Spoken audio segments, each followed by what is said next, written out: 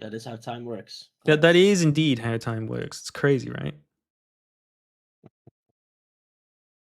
But Okay. with the extended day in this D&D world, how many days has it been in there? Would it be It's 27 probably already? been just a couple of weeks in game. Actually, Yeah, it's been like what, like 4, maybe 5 weeks at most.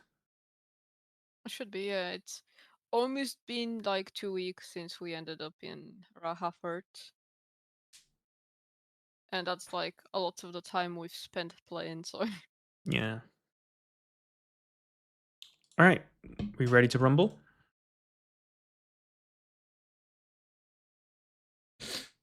I take your silence as a cue Maybe. to Mhm. get this party started. Music maestro, opening please.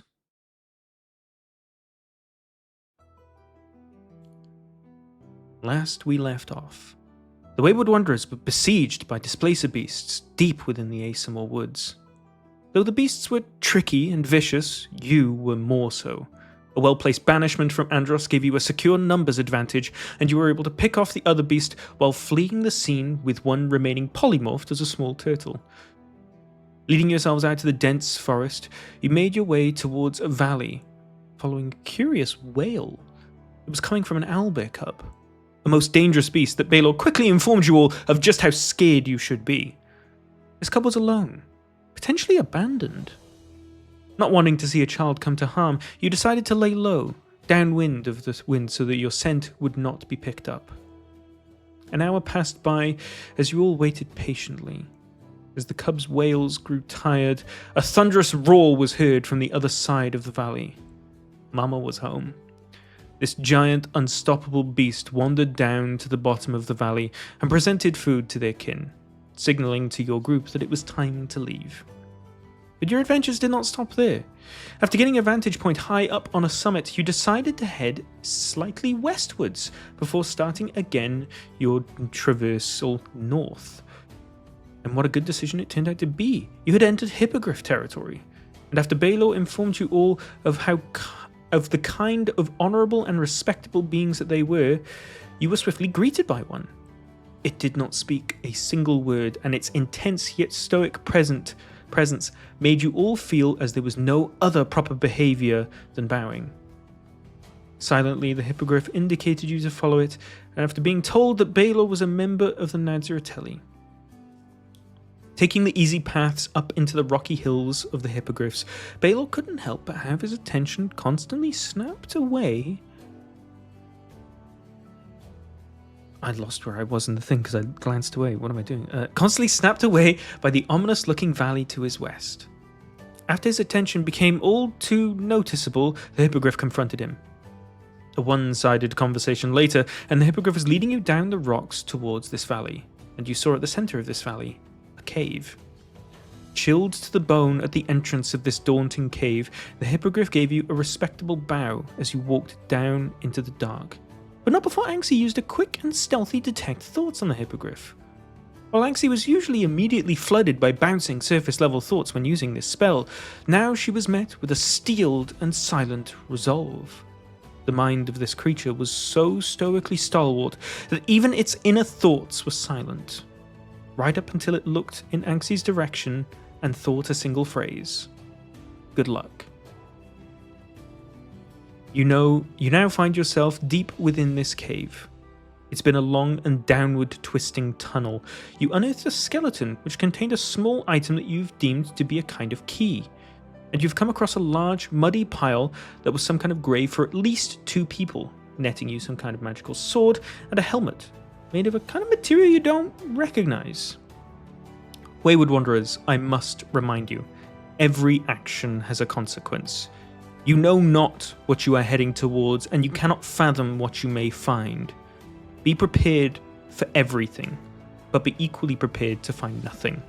There is simply no way to predict what you may find. Wayward Wanderers, as Baelor is finishing out the last few minutes of his shift, you're all jolted awake. The sound of rushing water, quickly making its way to you from the way you came. It's slashing hard against the dirt, and you see it quickly fill the entire caves as it barrels towards you. What do you do? wait, what? A massive rush of water filling the entire cave, coming at you. What are you doing? Did we finish our rest? No. Of course we didn't. Of course Can I that would've use happened. shape water to block a 5-foot area for people to stand, but to avoid rush of water? This is filling up the entire cave, and you can use it, but it's only going to help you for like one instance. This is a large crashing amount of water that a cantrip simply will not be able to control. But roll a Constitution saving throw just to see if you can stem against it for a bit. Everyone else, what are you doing before you get swept up? Is the water coming from where we came from? Yes, it is coming downwards and is going to sweep you all away if you don't do something immediately. Fails, you get swept up. Sid quickly takes Sizzle out of his armor and kind of throws him in the air so he can fly around instead of being in the water. Sizzle And we don't looks. see anything. Sizzle flies Like, up to the top of the cavern and realizes that water is immediately coming as high as he is going to be, and Is he it- immediately sweeps back down to you. I Any way grab to collapse the cave behind us and block it off or something? At this point, the water hits you all. Everyone roll an athletics check. And can I, like, ask my question, which didn't try to translate while people were talking? Sure, sure. And like everything seems real. Like, we haven't heard anything and any indications of what's happening. It's just water appeared from nowhere, and it's just. You rushing were towards asleep. us. You've only just heard the loud crashes of water. Right. And I do want a wild shape. Right, what are you wild shaping into? Crocodile. Okay, Crocodile, you can roll an athletics check, and you can do this as vantage. The DC is high. This is a massive amount of water, and it's pushing throughout the entire cavern. Anxie, roll your athletics check, please. Yeah. Sorry.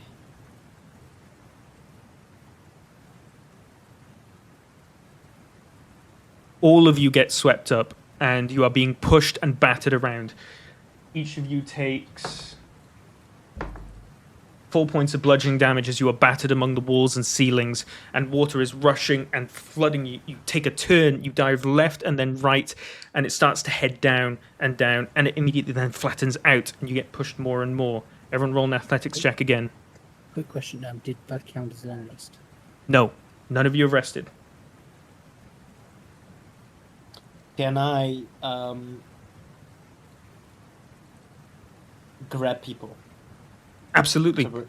So that we're at least, Okay, so I want to attempt to grab Andros since I see his athletics check's kind of low. Mhm. Baylor's fine because he's shapeshifted, and I want to grab Anxie as well. Okay, you So grab at least we your stay cast together. of friends. Yeah, and the way I position myself in the water is that my back is like what's going forward. So if anything gets, if you get hit by anything, my back gets hit first. right? Gotcha. So, I'll roll athletics as well. Sid, you and Also- Baylor take another 10 points of bludgeoning damage as you get smacked against the walls and ceiling. 10. Okay. I can rage out of combat. You can, and you can keep it up if you want. As the water levels out and you start heading what you believe to be horizontally, the water starts getting faster and faster, and you start to hear the familiar sound of a drop coming before you. Water rushing into a large empty space. You're heading to a waterfall. Guys, can you fly or something? Whoosh! You are launched out into a vast, wide, empty cavern. Cedric, even your 200-odd feet dark vision can't see the ceiling above you or the walls out in front of you. You are in a vast, massive, empty cavern, and you all start to plummet. Andros, you're slightly further back than everyone else, given your ability to swim in crocodile. water. That's hilarious. You're all falling. Falling. 100 feet. Gonna 200 feet. gonna cast. Well, I should be able to. With my sorcery points, I'll cast polymorph and turn myself into. Would an eagle or an owl be too huge for here? This is a vast empty cavern, and you've been spit further out than the water. The waterfall's rushing and we're behind flying you. currently. You're plummeting. You're not flying. Basic. Yeah, but I can't imagine it. Like, is it like free fall currently towards water, or is it like Free fall ground currently to under? whatever is below you. You don't know. Yeah, You we can't don't see the we ground. don't see. Okay. Can I So I'm gonna. double L? Sorry. Okay, I'm gonna turn myself into an eagle, or an owl, whichever is bigger, and then try and get as many people on me as possible. Wrapped in basically. Sid's clutches, you focus for a moment and you picture the animal in your mind that you want to transfer into, that you know best will get you out of the situation. And as soon as you try to cast the spell, no magic leaves your body. Your spell doesn't work, and you Nice. all continue to plummet 300 feet, 400 feet. Is Bader still a crocodile? You now see the ground fast approaching. Andros is falling slightly slower above you. The three of you see the ground. You see it closer, and it's closer and closer. I'm gonna do a. Yeah, can I miss this step, or still magic can't happen? You try to cast Misty Step, and you don't feel any magic. Doesn't work. Awesome. Cool. Baylor, Yeah, I was thinking the same thing. you all smack and hit the ground. You have fallen 50 feet, and you take 141 points of damage. Baylor, Okay. Anxie, and Sidric, you are turned to a pile of bloody mist and viscera. Can I, before I hit the ground, summon a shambler and quickly command it to catch me? We can't use spells, Well, shambler isn't technically a spell. isn't it? Andros, Okay, as you sorry. fall, the ground quickly comes to you as well. And as it approaches and approaches and approaches, right at the last moment, your momentum stops. Not 2 feet above the ground. And then you're dropped onto the floor. The rushing of the waterfall behind you slowly fades. You look forward. Your 3 companions' bodies lie strewn across the ground, all in different directions.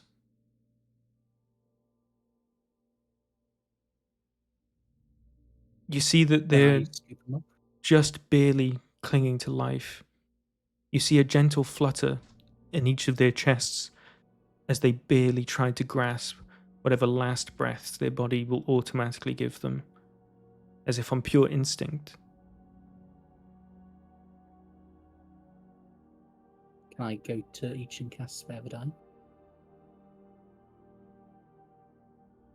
As you start and you think to cast this spell, you feel a giant rumble in the ground.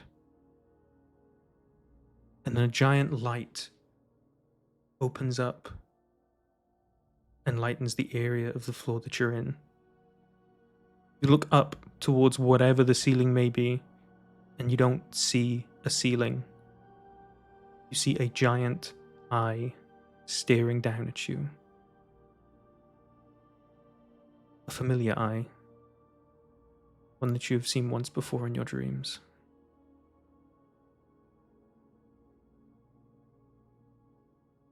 You're distracted for the moment from casting Spare the Dying.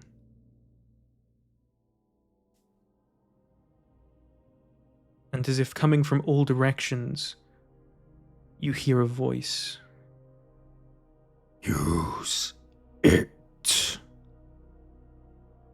Kill them. What? You're going to need to be more specific. Do not toy with me. I can easily take back what I have given. Use it.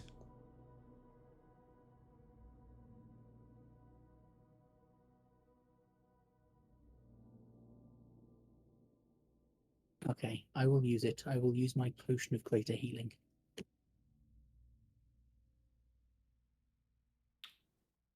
You bring a potion out of your bag, and as you bring the potion to your ally's mouth, the glass shatters and explodes, and the liquid falls to the floor. Can you shape liquid? Or shape water to pick up the liquid. You feel an immense amount of power shake the entire space that you're in.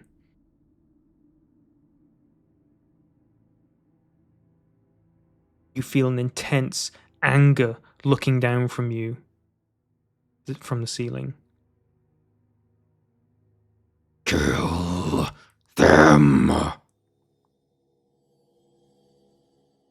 Foster your power, or I will take it from you. If you're powerful, can't you do it?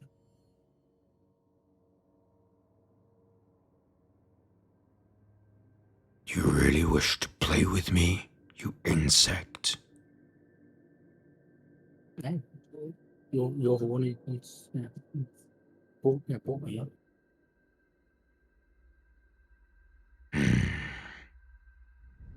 You'll soon learn. You'll learn your worth. Insignificant little pest. And your vision starts to get blurry. You slowly start to fade out, and you can't even see your hands in front of your face anymore. Everything fades to black. Everybody, please press the long rest buttons on your character sheets. All of you awake. Cool. 3 of you had nice, peaceful rests. You don't really remember any dreams or anything, but you feel like you were rested pretty well. I feel like Andros, we fell. Andros, you remember everything that happened, and you're the only one. Did my potion get used? Nope. That's what you care about. The first thing Andros is doing, like, wakes up. Where's my potion? So Thank it's God. useful to know in that. Okay, so it didn't really happen, and you guys weren't aware of it, sort of thing. Because if it did, then the potion would have been gone. Andros, So that indicates that it was a dream. as you awake, Mhm. covered in sweat, you feel as if an essence of your vitality has weakened. You feel as if you're less in control of your own body. Can you please revert your Eldritch Blast to a d6 damage, please?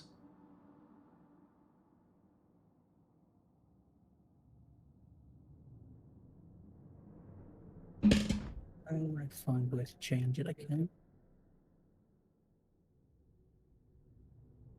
Or so from 1d10 to 1d6, yeah. Yes.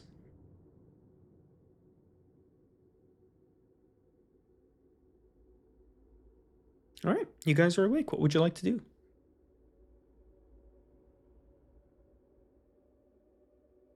I started stress eating because of you. I hate you.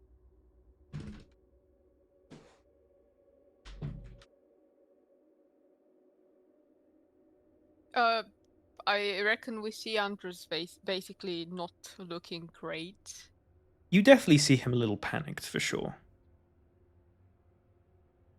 Okay. Maybe not fully panicked, but definitely getting his wits about him, which isn't exactly akin to having just woken up normally. Mm-hmm. Well, he will hear in his mind. You're doing all right. Having your scary dreams again. Yeah. So for some reason the sheet just weren't fully updated to. It's just staying at 1d10 for some reason.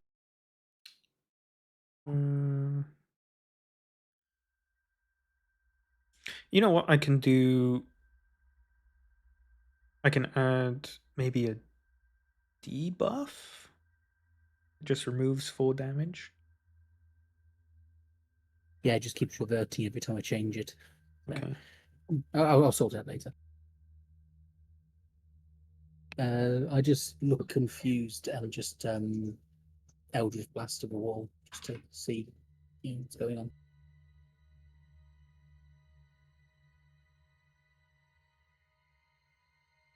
And I probably miss the wall that well.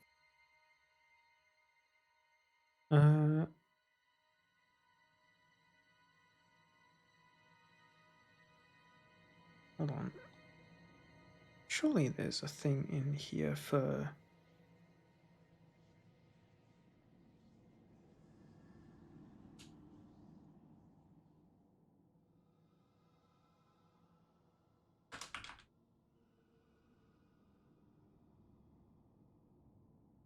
Okay. Can you cast Eldritch Blast again, please? With this debuff on. That's still 1d10. Oh, I see the debuff damage on the one above.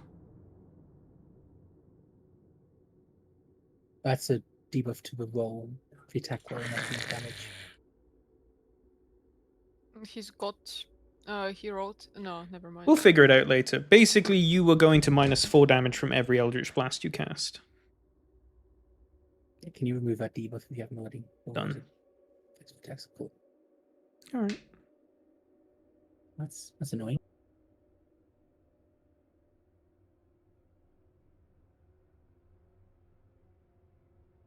So, Wayward Wanderers, the day's yours. Did Danksy say something to us? Well, you already fucking blasted the wall, so I assume I got my answer. But I did ask whether you're doing all right, and that it looks like you've had one of your scary dreams. I just wonder if I'm fine, but it turns out the big guy's not a fan of jokes. Or maybe your jokes were not good. You can tell me all about it. Yeah, I mean, it says person who smashed into a blood pile we're running the reward for. You have no idea what Andros is talking about. Yeah, Andros, that's not really funny. I don't get hear it. I don't fucking hear Yeah, it. I was funny. Stop talking in everyone's head all the time. I'm sorry to break it to you, but that's my character. That's like me saying, "Stop being huge and stupid." That's not how it works. I get what you mean, Scott. I like because you say it at the start of the conversation, but then the conversation keeps happening, and I just forget that it's in the head. Yeah, because I like reacting to stuff. Like do a bit of RP here and there. But oh no, you guys go ahead. Have a little. Well, you see Andros fucking blasting a wall. You can react to that shit. No, that seems pretty. I do ask Nancy. Who's your least favorite person in that group? Just in case for future reference. Me? Yeah, well, I was still talking in my head. Oh, sorry, I just didn't understand. Yeah, this conversation got interrupted, so my brain stopped thinking of it. Real. What do you mean by that? I suppose I'm not the biggest fan of Cedric. Okay, noted. Should I worry about it? Oh, I wouldn't. Do I trust him? Out of interest, do they do life insurance policies in towns? Okay, Anxie, roll an insight check and Ale, roll a deception check with disadvantage, please, because that was a terrible question to ask. I mean, am I really trying to deceive? Oh my god, it's a 13 insight check. He said, "Oh, it's nothing really. Just curious. You're not just curious. Oh, you only maybe." Anxie, Andros is definitely asking some incredibly suspect questions that are definitely cause for concern. I feel like I should be concerned about the questions you're asking, but I'll just roll with it. I mean, you always say about life insurance, it's best to get it sorted early. You never know what's going to happen. You sure you're doing fine? Although The last seems a bit weaker, but otherwise fine. I'm sure we can work on that. Fine, I've got this sword, thankfully, so I've got alternatives.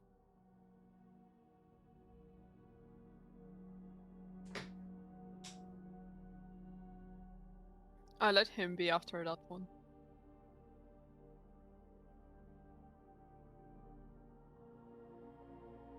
Okay. So, what are you guys doing? Are we gonna head off then? Cedric, do you want to lead? Aha. Well, I'm a born leader, so here we go, guys. Follow me. I'll pop a pretty flame in my palm.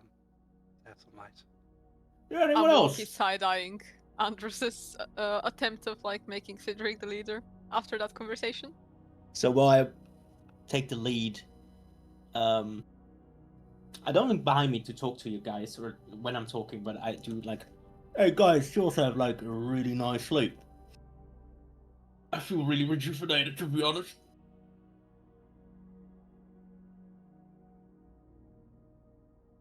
Me too, Sid. Mm-hmm. Was it good?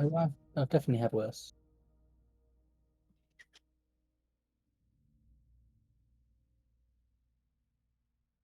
Sid's already busy leading, and welcome. He didn't really listen to anything you guys said, though. He just kind of asked and then did not care about your reply.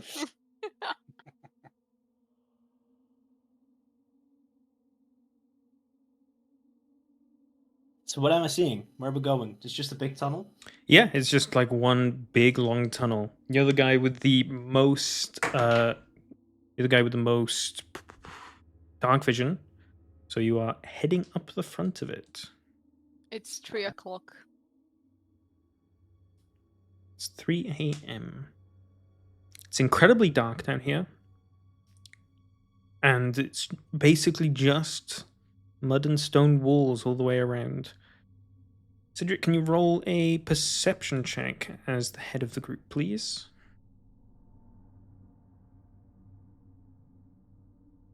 Yep.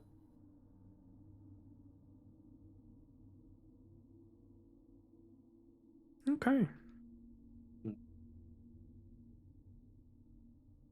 You guys are walking down and down. The incline changes sometimes, as it has done all previously throughout the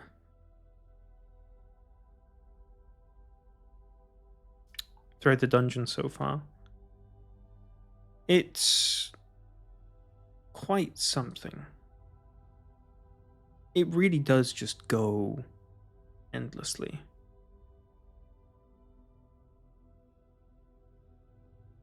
And you are not quite sure how much longer it's going to go. Baylor, in the previous night during your watch, you'd gotten the faint whiff of some kind of fungal smell on the air. Though the air is still in here, you're not quite sure where it could have come from. But it isn't too long until you find where. Cedric, ahead of you, you catch a glimpse of some light. Some faint, dull teal glow.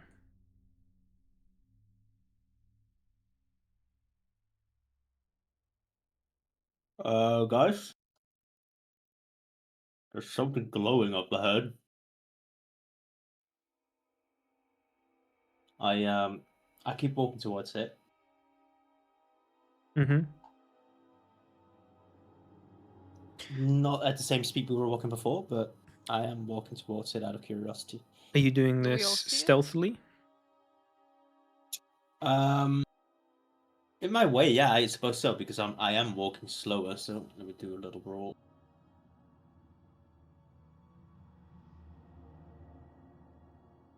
Yeah. That adds up. Okay.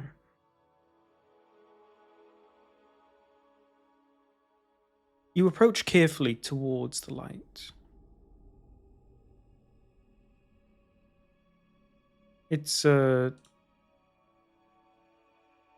weirdly sort of like pleasant. The light itself, at least. But as you round corners and eventually come to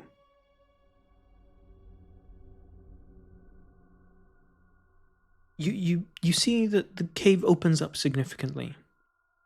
And there's a wide cavern before you, filled with these other blue glowing lights, all coming from various different kinds of mushrooms.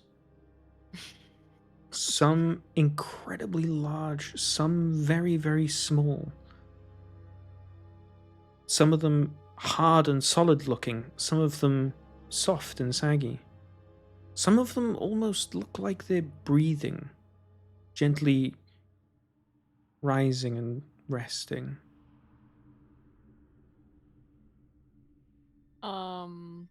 About that cavern you're currently describing. Mm-hmm. The visuals I'm seeing, does it remind me of what I read about the Underdark and Myconid and whatnot? You do know that mushrooms are a big staple of the Underdark. And just the further down you go, they more or less become the only plants that can survive in those given conditions. Myconids, you don't have any sign to assume that they're here yet, but given how long you've traveled, where you started from, there's a good chance that you are approaching, if not close to, Underdark terror levels of depth. Yep.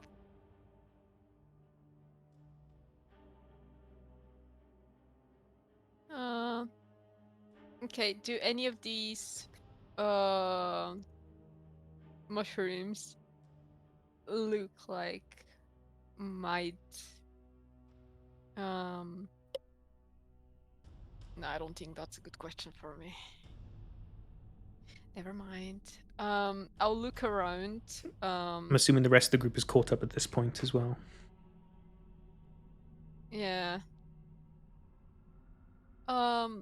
Guys, I'm not entirely sure, but we might be in the Underdark.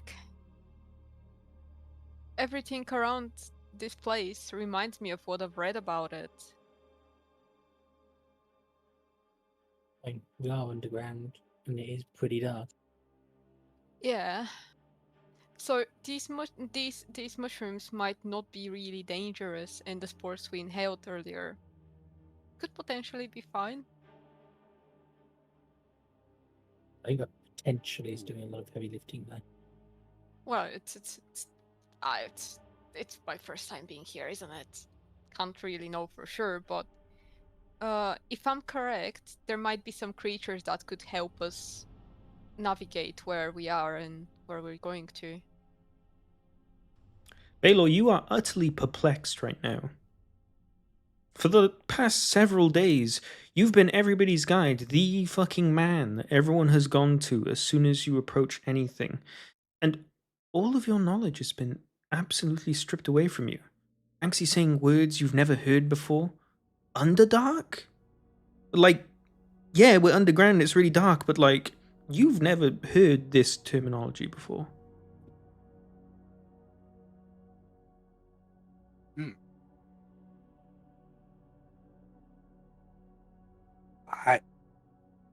I didn't know that this place exists. What is the Underdark? Would you like to roll a history check to see how much you can accurately recall about the Underdark? Yeah, for sure. Go ahead. Quite a lot. Before you head into this wide open fungal cavern, you pull your allies aside to briefly explain to them where it is you might be heading. The Underdark is more or less a second world, albeit a obviously slightly smaller one because it's contained within the Earth itself, but it's an entire civilization that spans the entire world, all from deep, deep underground in large underground caverns. Civilizations down here work completely differently. There are small pockets of what you would recognize to be civilizations, but there are other much wider, much more widespread territories that would belong to things that you definitely wouldn't describe as a civilization. It's an entire second living and breathing world that more or less doesn't necessarily work on the opposites of the upper ground, but just works on an entirely different paradigm. There's no night or day down here, obviously. Food is probably incredibly scarce, and whatever creatures are down here certainly would have been born and evolved to have some kind of advantage, especially compared to yourselves. You know, Cedric, not to be alarmed, but if I'm correct, there might be some mushroom folk around here, and if my telepathic, communication is annoying to you, that's the only way they communicate. It's literally as if you're speaking to all of them at the same time. Right, so what you're telling me, there's talking mushrooms Well, who no. don't actually talk. Yeah, Well, I that suppose. sounds like mushrooms to me, right? But it gets even better. In order to speak to them, you'll have to inhale some fungal dust or whatnot. I So have it's to like getting high. I have to inhale that dust and get high. Well, alright. What are these guys here? And I start looking around me, and I see mushrooms everywhere, and I just start pointing like, are these the mushrooms you're talking about? Wait, are those the ones over there, maybe? You can And try speaking to them, but I don't think it's them. I'm speaking my mind, right? Yeah. Alright, so Sid is just looking around, and you can see him scrounging up his face, focusing hard, probably talking his head. You guys can't hear it. Staring at these mushrooms, and at the same time, hoping there's some dust appearing that he can sniff up. There seems to be a sort of like blotchy fog amongst all the mushrooms that you see. This entire field is more or less filled with it, but on a lower level. It seems to not really go much higher than like 3 feet off the ground. Some of the taller mushrooms have some that slightly apparates around them, but it's all sort of like at a waist level for you. So I can see some type of powdery gas, something. Yeah, I exactly. think so, yeah. Is that it? And I kind of walk towards it. I shrug. I have no idea.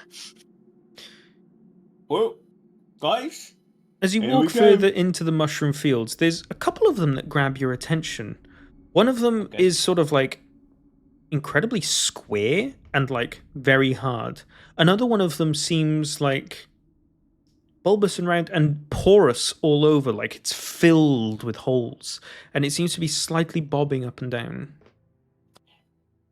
Of any of the dust and gases that Sid is able to perceive, are there any ones that catch his eye specifically? This porous one really does grab your eye because it's like a brightish kind of orange, and it's like it's moving in like kind of like a funky way compared to all the others, which are just mostly stood still. Well,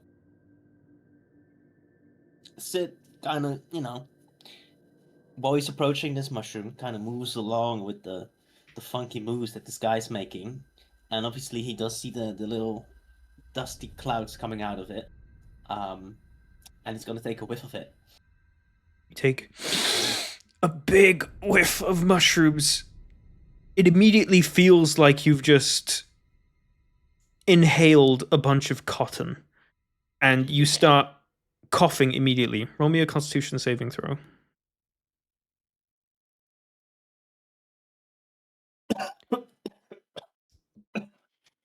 You are considered poisoned. I don't feel hot yet. Oh. Wait, it's being high painful. You hear in your head, I don't know, I've never been high.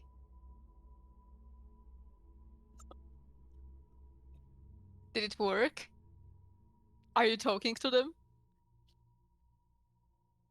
I hold up a finger. Again, my face is scrunching together, focusing hardly. While I do that, I obviously can't cough, so you hear me like keeping it inside my mouth. Mm-hmm. No, I think I'm just poisoned. Maybe it's too early. We should go. We should travel a bit further. Do I take any damage? Not Well, yet. when we walk, I take damage, right? No, not yet. Not yet. Mm-hmm. God damn it. So, where are you guys going? Actually, give me a perception check to just look around this area, because this is all like sort of lit up now. I'm Just too busy Citrin? coughing.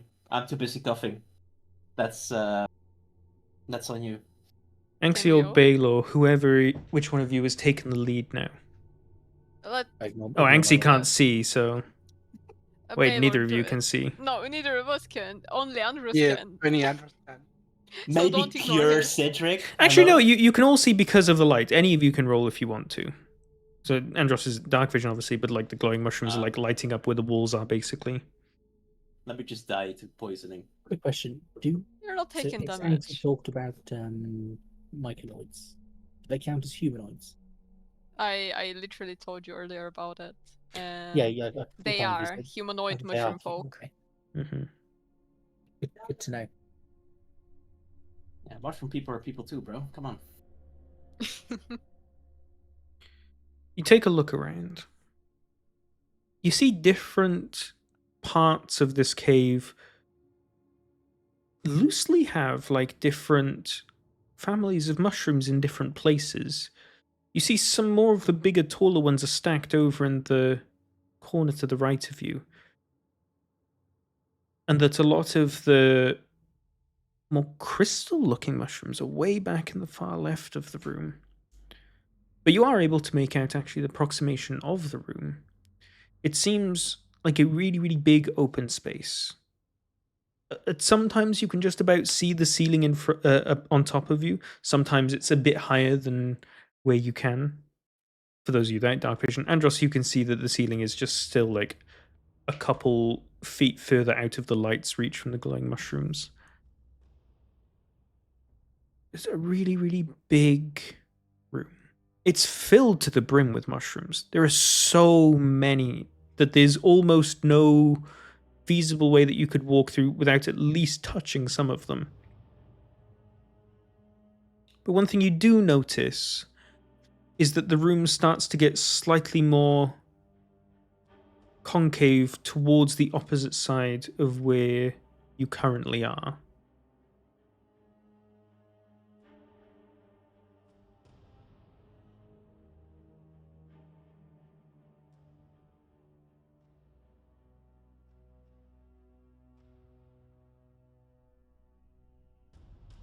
Who's taking the initiative then?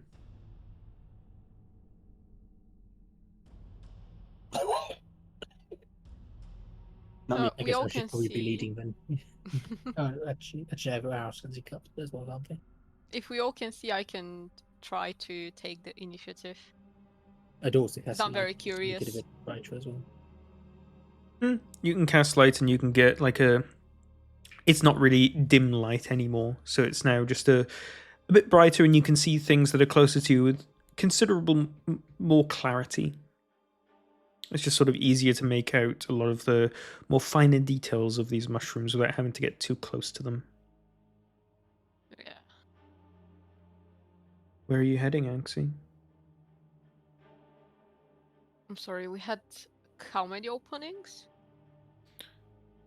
There's the one that you came in from, Yeah, and one all we you can clear looking see is at mushrooms. the opposite end of this vast space. The walls start to get slightly more concave and they Yeah. like start to slope downwards as if they're maybe retracting back to being another hallway. Well, tunnel. So it's a maximum of two possible ways, except for going back. One Or is possible it way. just one? Well, then we're going towards it. Okay.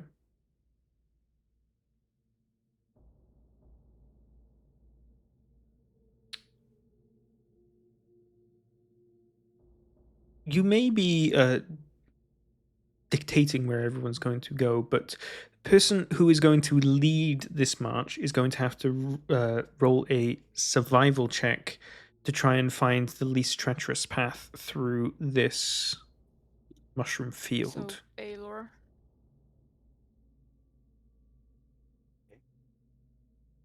Okay, Baylor, can you roll a survival check for me, please? A 22. You've barely ever seen mushrooms before. Well, you have, but like not like this. None of the mushrooms you've ever seen have glowed. That's the weirdest thing about this all for you. Even with your somewhat limited knowledge of above ground mushrooms, you're able at least to try and find the path of least resistance through this potentially dangerous field of mushrooms. Taking note of the mushrooms that have significantly more spores floating around them than others, and seeing how each mushroom reacts when you poke it with your quarterstaff from a distance, you're able to deftly navigate through this area. It does take you, I'd say, about 2 hours in total from having woken up to getting to what ends up being the end of this open field. Walls and the ceilings start to close in once more, and you're left with another tunnel that's slightly bigger than the one before, but with there still only being one direction ahead for you.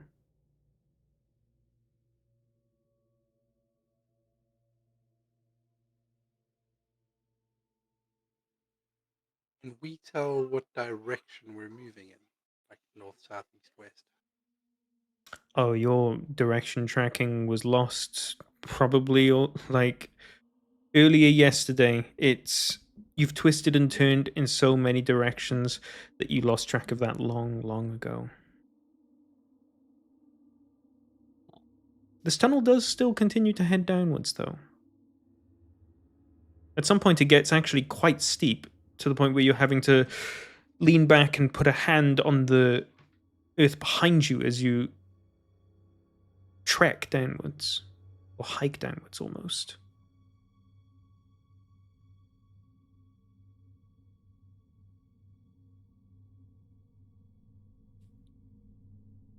In this part of the cave now, there's a couple things that are a bit more different. There's a lot more stalactites on the ceiling than there have been in the previous parts.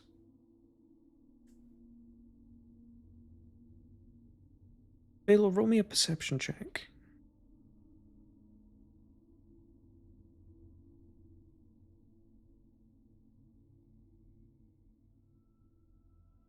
Though your nose is still filled with the very intense fungal smell of the room you just left, smell isn't exactly the only sense that you need to use to determine what may be around you. You feel that the air gets ever so slightly more humid.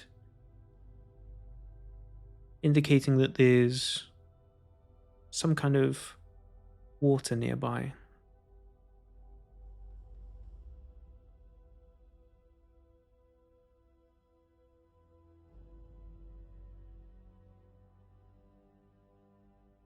I look around and do I recognize any of us in my dream? Was it the same area? Was it completely No, different? in fact, as soon as you woke up and started walking, the path diverted immediately. Whilst the path in your dream was like constantly veering one direction or another, as soon as you started walking out of or as soon as you started walking after waking up, you headed downwards and weren't like sharply turning left or right. This is a complete new reality to what you experienced before.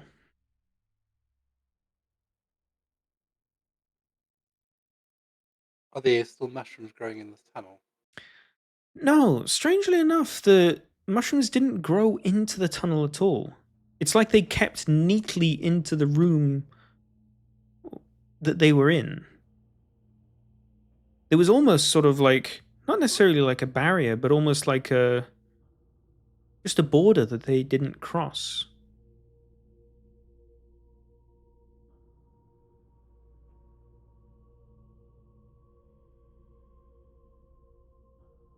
Continue to head downwards.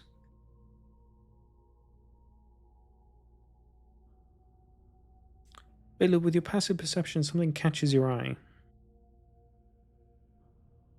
It's a bundle of bones. Brushed up against the right-hand side of this tunnel. Similarly decrepit and sort of rusted in a sense. The bone version of rusted. Decomposed, I guess. Mm-hmm. As the prior skeletons you've come across. These are old. There's no way of knowing just how old.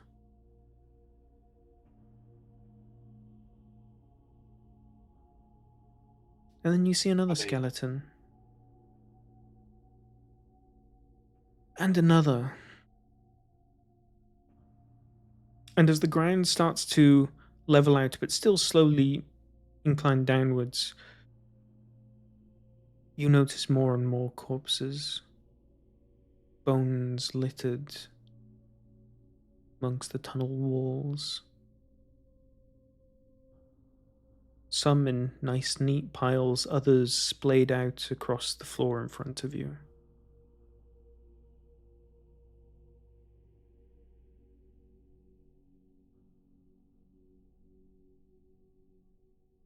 Oh, this is concerning. Do we want to go further here? This looks like there's something dangerous down here. Look at the amount of corpses. I don't see any fresh bones, so that's a good sign, I guess. Maybe no one's been into the cave for a while, so that's why we don't see any fresh ones.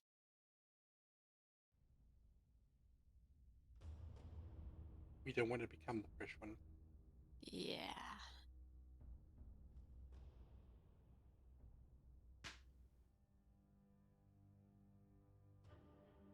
Do you continue downwards? Let's carry on. Just be a bit careful, I guess. Keep an eye out for things.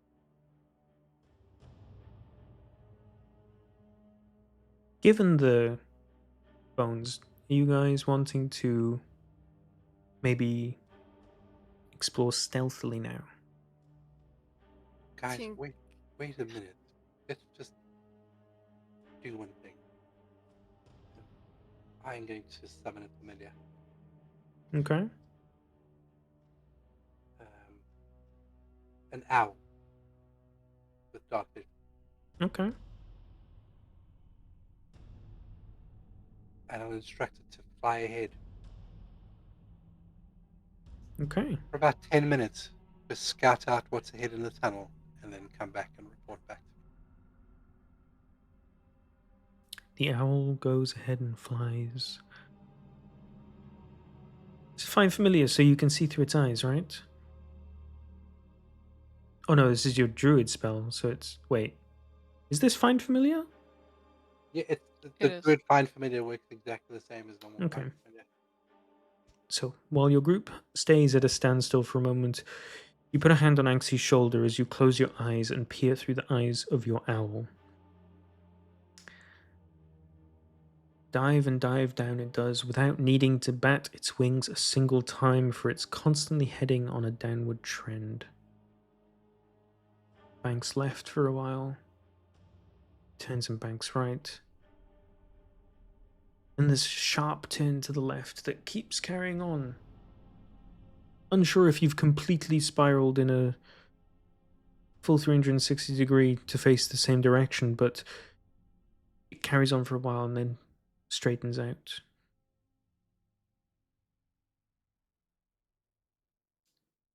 You saw so many skeletons as this thing flew down and down. All of them equally old and decomposed. None really having any trinkets or armor or anything of the sort. But it's equally as silent just down here. How long are you going to let this thing fly for?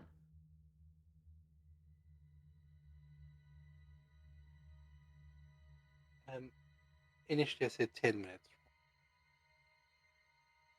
10 minutes has passed and it's still going downwards.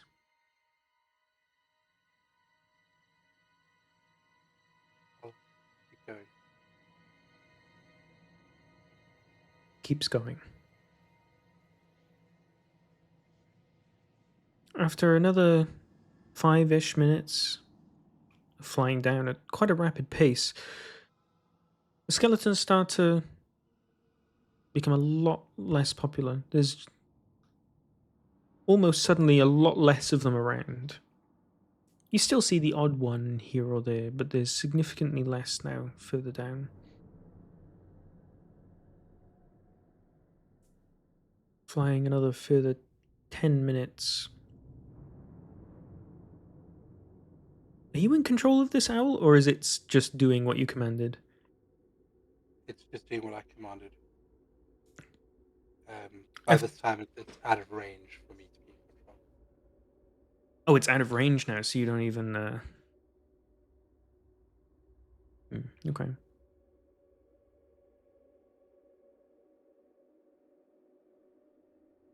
But it can still come back and report to you, right? Yeah. Okay. How long does the spell last?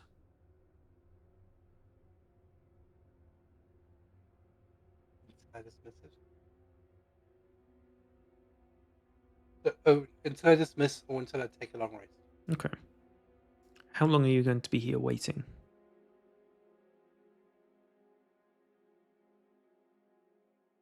And would you know if the owl died? I don't know. Let's assume no. Because it's out of your I range. That's sort think- of the point, right? I'm not entirely sure, but I do think that if the familiar dies, you might know, because you'll have to resummon it after. I'm going to say only if it's like within range, you would feel a severing of the connection. But once it's out of range, it's essentially acting of its own accord and is still magically linked to you somewhat, but not in the same intimate way. How long is your group going to wait here for the owl to potentially return?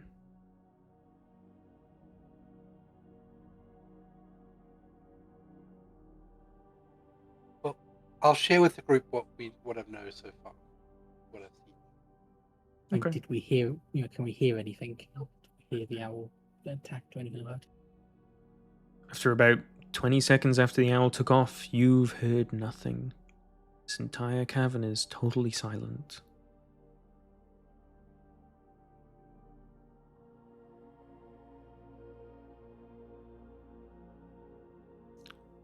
Baylor was giving you explanations up until about 15 minutes after the owl took off. And then there's a further 10 minutes of just total silence. You continuing to wait? I'm going to say, given that this is a closed cave so far as we know, if something did happen to the owl, it would have made a noise which would have eventually reached us. In this absolute silence, that sound would have traveled all the way to us. Unless there's something magical about silence. Unless there's something, yeah. I think given that it hasn't returned, we can probably presume something's happened to it. Another 10 minutes pass. I think we just need to carry on and keep an eye out for what could happen to it. Yeah. Well, if something happened, we won't see anything at all. Just poofs out of existence. Yeah. But if it finds something, it should return. In fact, I'll say that that would have been my last command. If it finds something to return. Yeah, I thought it's sort of a given, so yeah, I got you. Did you tell it to return after a certain amount of time regardless? No. Okay. So it might just still be going, for all we know. For all we know, it's still going. Are you going to head down after it? I don't think there's any point turning back.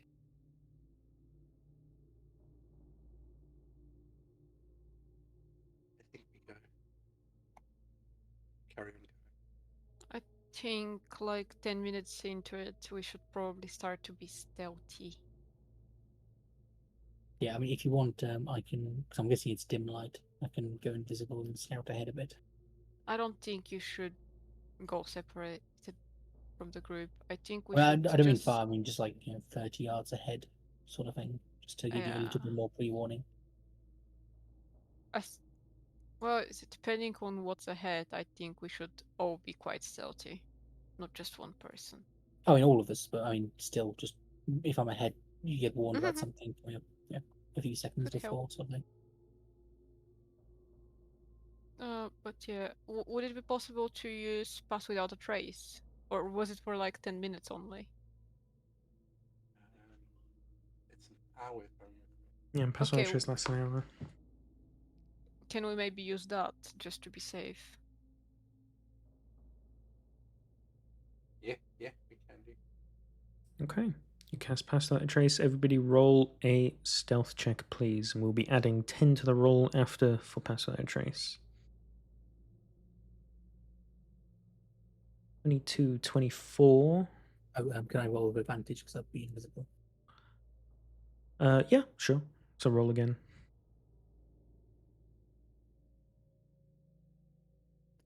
Same. Nice. Another 22. Cedric, can I get your stealth check, please? 29. Cedric, as silent as the night itself. Half of you don't even notice that he's there walking alongside you. You start to carry on forward.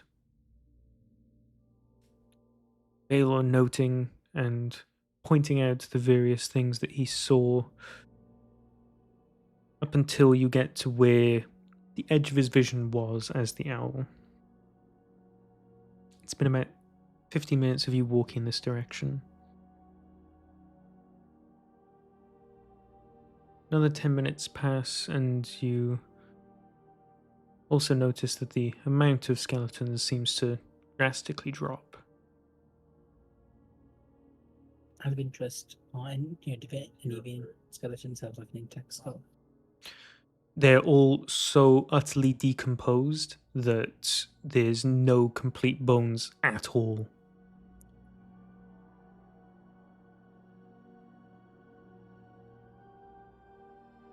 Another 10 minutes of quietly walking, and you hear something ahead.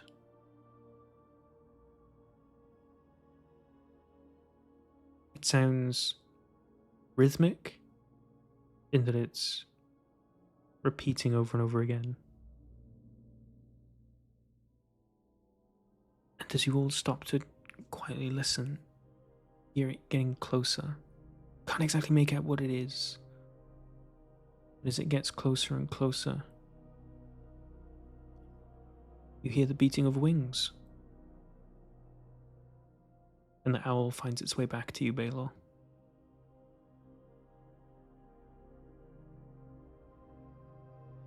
It relays immediately to relate. you Yeah. that it found something and turned back at the first sign of it. Though the cavern still continues for quite a while, there came a point where, on the cusp of its vision, it saw a light glowing further down the cavern. It was at this point that it decided to turn around and fly back.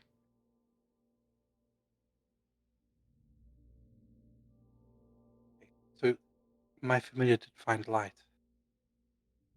Simply light, no noises, no water, nothing. Just light. It did not stick around long enough to see the source of the light, only that there was light at all. We can keep moving and I can send it back to go investigate what the light is and what else it sees around the light. Yeah, I think that's the best thing we can do. Because we don't have much information. What was the plan, sorry? So I'm going to send the owl back, go investigate the light source, what's Okay. around the light, what else it sees. One question. Can we ascertain how long it's been since the owl went there and came back?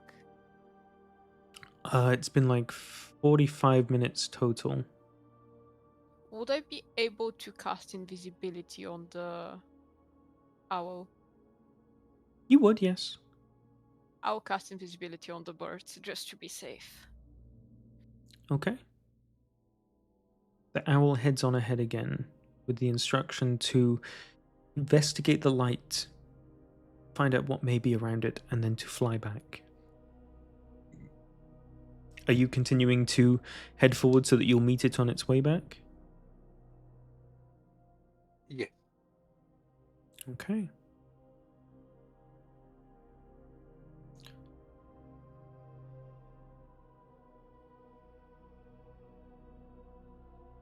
It gets a little tiresome at some point. How far you're having to walk, and sometimes the steep incline becomes a real bother. But you all persist ahead regardless.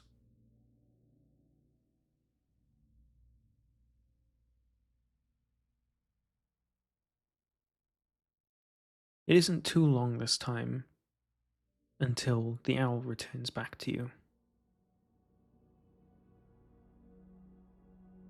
It relays to you that there was actually two lights on either side of the cavern walls.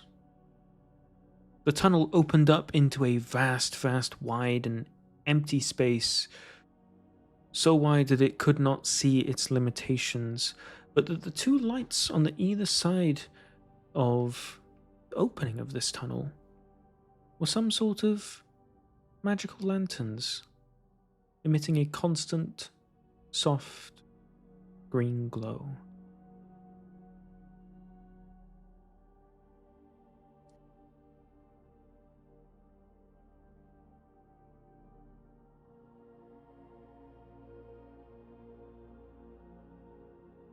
These lanterns were sort of embedded within the wall.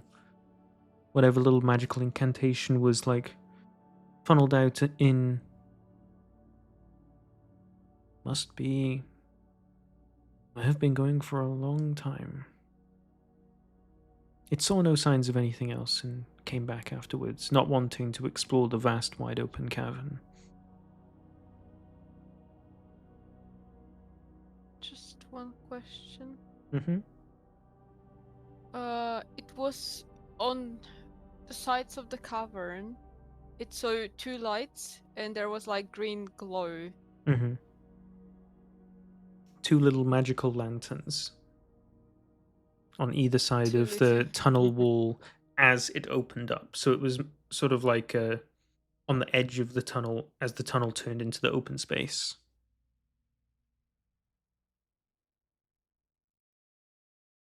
Do you continue forward?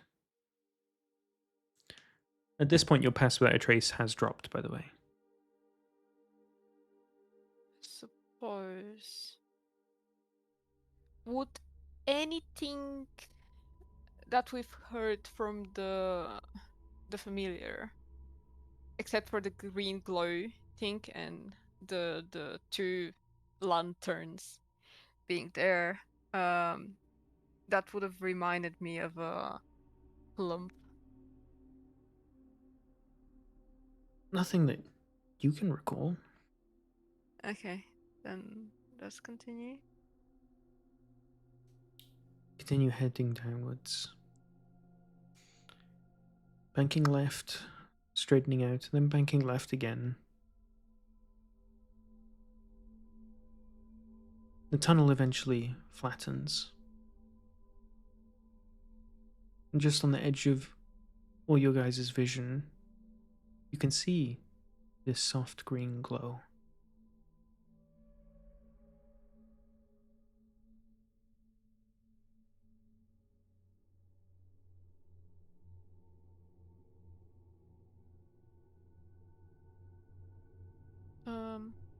Far away is the window. It's like 150 feet away. You obviously can't, or those of you without dark vision can't see anything that's around it, but you can see the light itself. Does it look like it's coming from another lantern, or does it look like it's moving, or A still, gentle glow.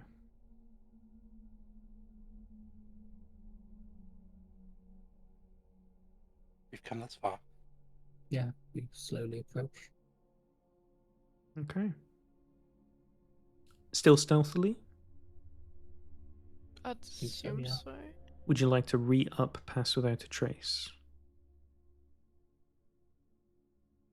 How far away did you say the lanterns are? It's like 150 feet. You could get there within like 20, 30 seconds.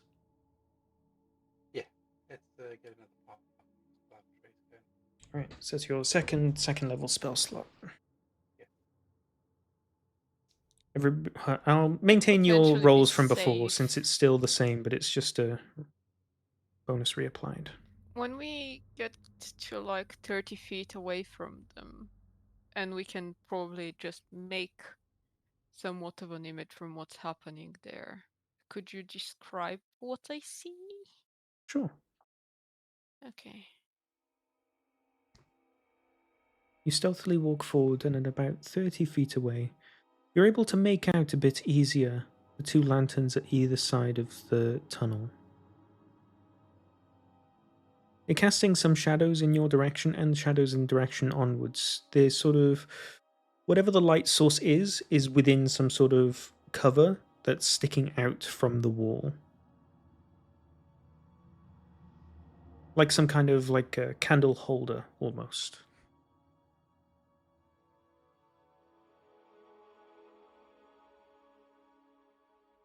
Do you want to get closer?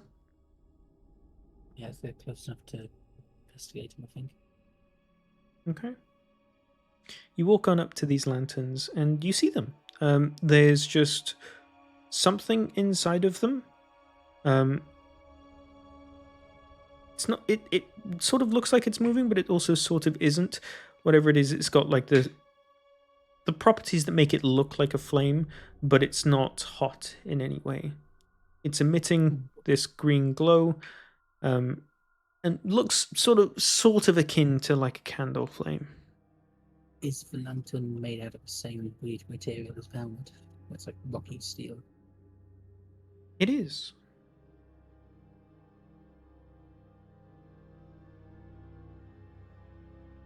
Okay, so it's been here a long time then.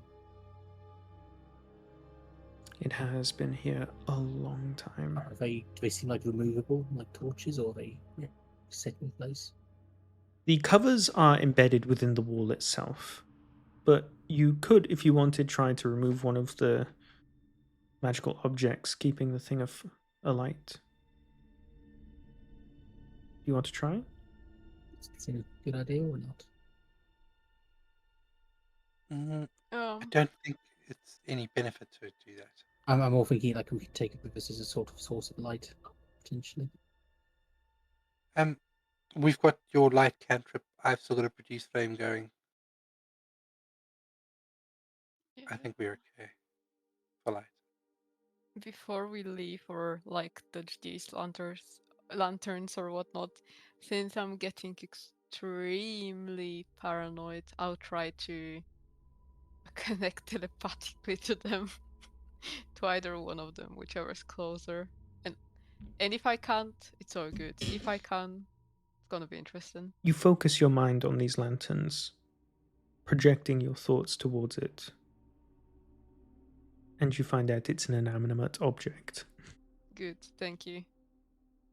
The space before you, though, is vast and wide. The ground has become now completely level. The first time since you've set foot in this cave, you're not heading downhill. It's large, flat, and open.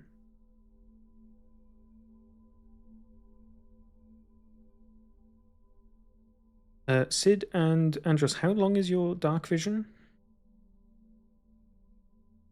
You said it earlier, wasn't it 200 or some shit? I think yours is like something like that. Yeah, let me go and check for you. Mine is 60. I think you start with 120 and you get an extra 60 from your aspects. You're at 180. Oh, I've got an idea. So it's fairly open ahead of us, yeah? Mm-hmm. Are there any pebbles nearby or small stones? Yeah. Can I pick up a pebble, cast light on it, and then ask Sid to throw it as far as he can? Huh. Anyone have any objections to this? Sort of like a mini flare. Alright. If there's something dangerous, you might alarm it, but I don't know. We're about to be walking in there anyway, so yeah, it's gonna know. Or we can send the familiar.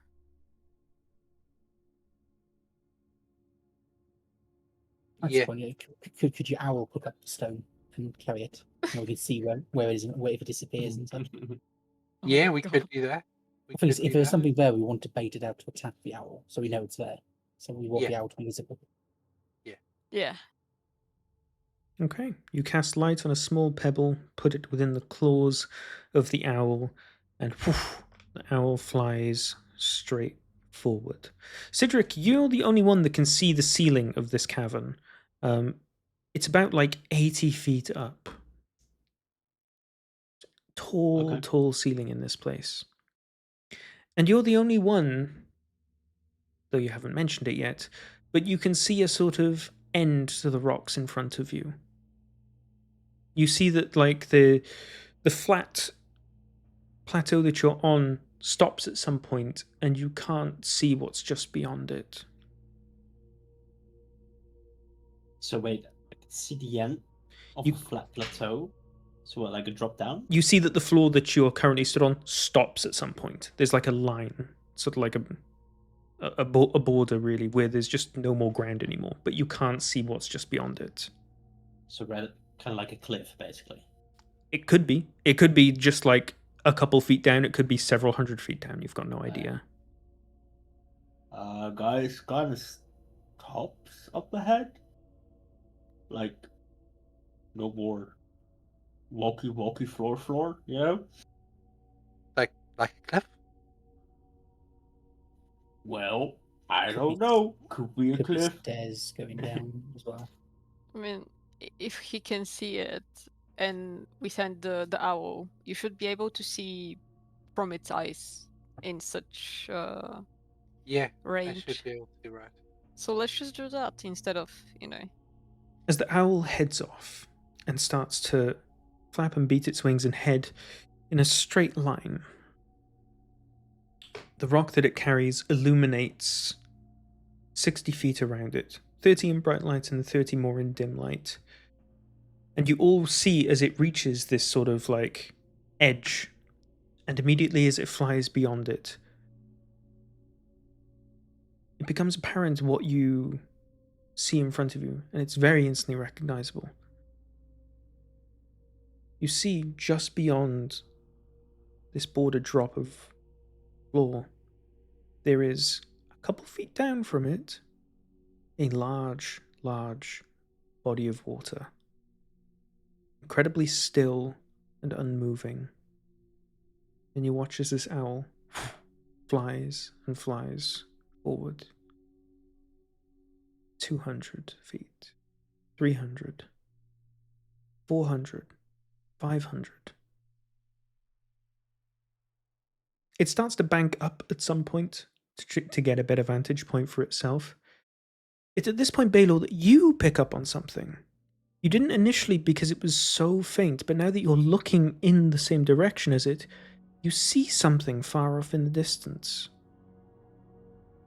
A very, very faint, gentle, glowing green light. Very similar to the lanterns you're currently standing next to. The owl continues, and you watch as it slowly starts to glide downwards. And you watch it touch ground on the other side. Baylor, you can see that this vast, wide, and open cavern continues with another small tunnel in the same sort of size as you're currently stood in the mouth of, and that there are 2 magical lanterns at either end of similar make.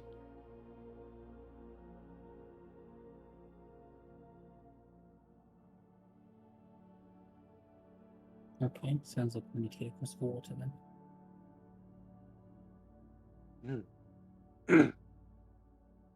I don't like the water.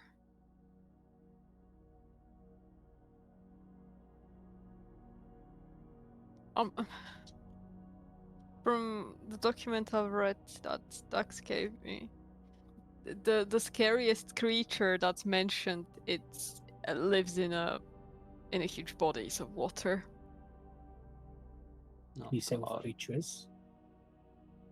It's Abulet, and literally the guy has written that if you see one, you should run. It's like very dangerous, but like we have no indication of it being there except for the spooky corridor we've been, walking through. So I don't know. Like I'm probably reading into it a lot because he gave me this document just before the session, but might be it.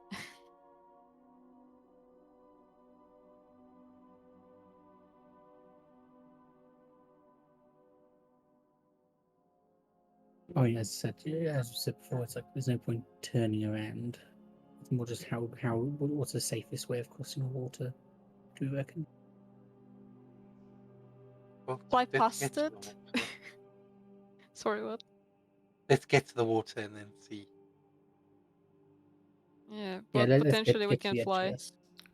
Cedric, there's a couple things that you notice now that you're sort of looking around. The owl's reached its destination, you're now looking in other directions. You see out to the left and to the right of you a massive, massive abundance of skeletons. Very small ones. Definitely like smaller creatures. Similar size to halflings and gnomes. Definitely not like regular humanoid sized. You notice a couple of Oh, other man. things as well. There's some structures almost. There's like a couple of things that maybe used to resemble houses. Something of the sort, at least. Do you point any of these out to your friends, or are you keeping this to yourself and not realizing they don't see it?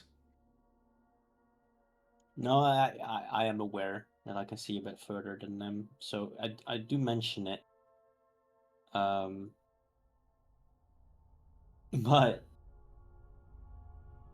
guys, there's a bunch of dead children over there. Like, oh, I guess gnomes. Sorry, didn't mean to spook you like gnomes, halflings. They're really tiny skeletons. Oh, they're all skeletons are kind of tiny to me, but yeah. And there's like some structures up ahead as well. You want to check it Structure? out? Yep. Looks abandoned though. I think we should go check it out. Yeah, it should be fine. We're not tiny. You Is head there over anything to Yeah, go ahead. investigate it, and you walk towards it. There are indeed, as Sid said, a couple of structures. You notice walls, some sort of very sort of dilapidated and knocked in roofs,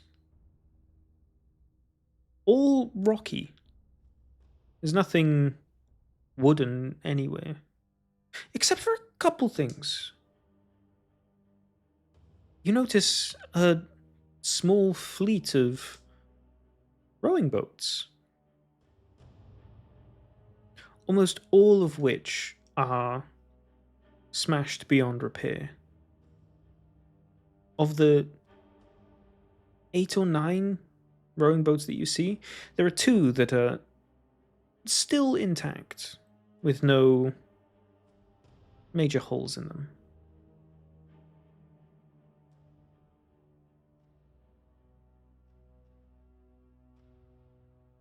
Suppose that's a way to get across.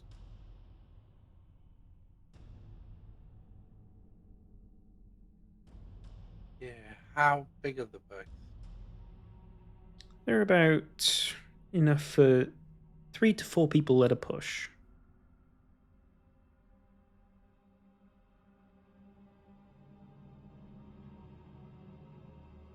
I'm guessing we're pretty much at the water's edge, given we've seen the boats. You've seen where the water's edge is. You're not that close to it, but it's like it's close enough that you could drag it to the water for sure. Okay.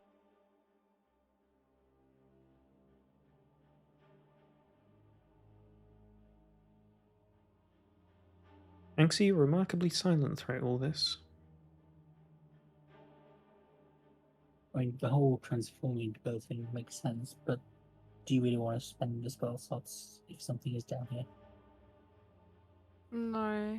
But if something does like start attacking us, we But can do it like on the boat and we could just run away that way. yes, we need to talk it through before we go, because we are currently mindlessly going through a cave for no reason. Currently, we don't even know why we're here, We don't. and potentially there might be something extremely dangerous living inside the body of water, which I would assume we might feel once we go near it, and we would know it could be there. So I mean, we can try. can I drift And water, stick my head in it, and just see if I can hear anything? Sure. Just just trying it out. You walk over to the water's line. You get down to a slightly lower part of the floor, so it's the water's edge is only a few feet away from you. Or like a foot or 2 away from you, so you have enough room to bend your head down. The water is remarkably still. Like, it's not even like slightly moving. Before I do anything else, actually, can I just touch the water so it forms ripples and see if anything happens? The water's so still, in fact, that even just you moving your hand close to the water, it's so still that you're able to see the very, very slight ripples from just the change in air pressure around the water.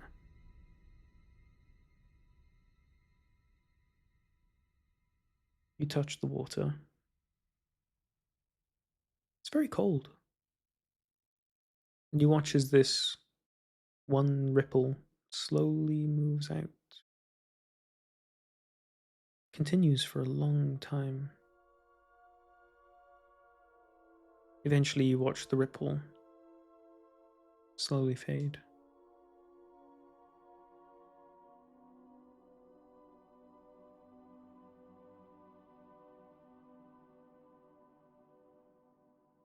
Should we throw a stone into the lake?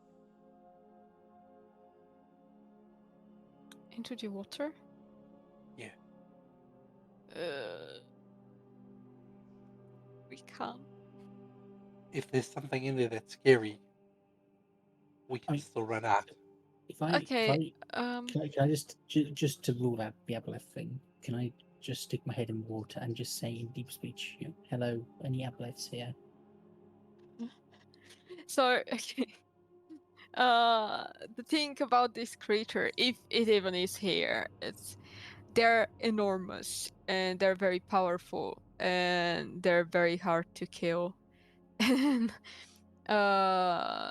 they have psychic powers like every other creature I've read about, and I'm not even sure that if we we can even talk to them and attempt to have a proper conversation, but I'm not entirely sure whether they would try to kill us afterwards or whatnot if they decide to. Also, from what I understand,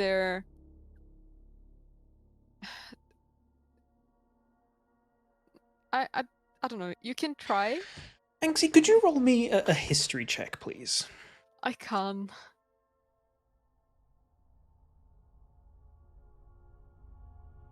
And if it's bad, I'm gonna reroll it. I'm not looking at that. Yeah, I'm gonna reroll.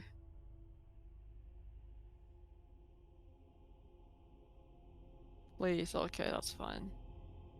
As your mind is immediately thrown back, and you're very much daunted by what you see, just you yourself are terrified and keep thinking back to what you've read. You recall the end of the book with complete clarity, because it's something that even as a kid, as you read it, it sent shivers down your spines. Can you read the penultimate paragraph out loud as you recite it to your colleagues? It's not a book you physically have with you, this is something you are remembering from your childhood. You mean the last paragraph? The second to last paragraph. Oh. Really, though, do not follow the examples of the madmen who ascertained this. Should any of you ever come across an amulet, hold no conversations whatsoever. Indeed, in this instance, I implore you to do exactly as I did. Hide. Give it no indication of your presence. Do everything you can do to obscure yourself from its line of sight, and stay absolutely silent. Should you be found, run. Run and do not ever look back. These ancient weapons of war from a purposefully forgotten part of our world's history do not care for the fates and whims of mortals. So yeah, that's why I think we should be very careful. Oh yeah, let's be careful, but I don't think we want to turn back. Just imagine the look on that Hippo's face. It's basically just turn back and say we ran away because we were scared of some water.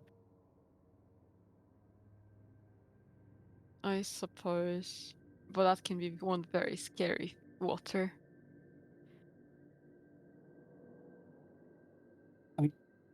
Okay, here's an idea. So obviously the thing we're scared of is if we send the boat out, it might get attacked midway across and eaten or something. Yeah. Mm.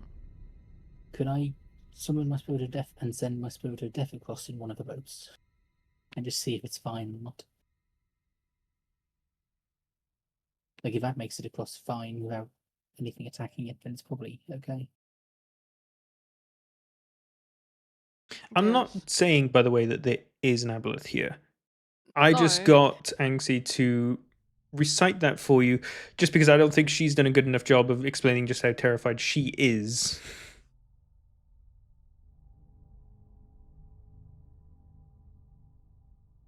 There's something down here that set up those lanterns. I Or mean, someone down here. my theory was that there were people living in here, and then they might have been dinner for these abolets, cause if there is one, cause from what I've read, they usually live in areas that are rather obscure and are not easy to get out of. So if there were people living in here, they would have been an easy prey. I think the question I would have would be: so we found skeletons that have been buried in like an obvious grave. We found skeletons way further back, nowhere near water, and the skeletons near. Like if it's a water-based creature, could it have gotten all the way over there? There is a way for it to breathe outside of water, if I remember correctly. There is some mucus or whatnot it uses for that. God, I wish I had more time. Can it move across land? I'd assume so. Given your history check, you can recite It the came earlier with a part that mentions it word. if you want. Yeah.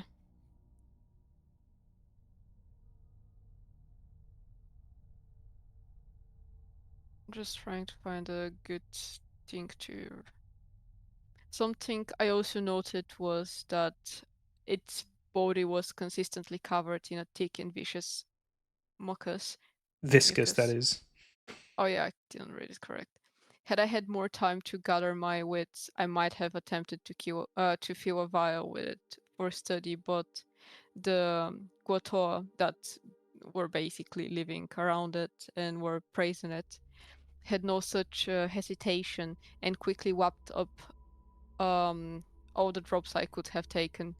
My working theory, which goes untested due to their diligence, is that so long as the amulet can secrete this mucus, it is able to breathe out of water and move on to land in the manner that other historical accounts describe. So it can definitely do that.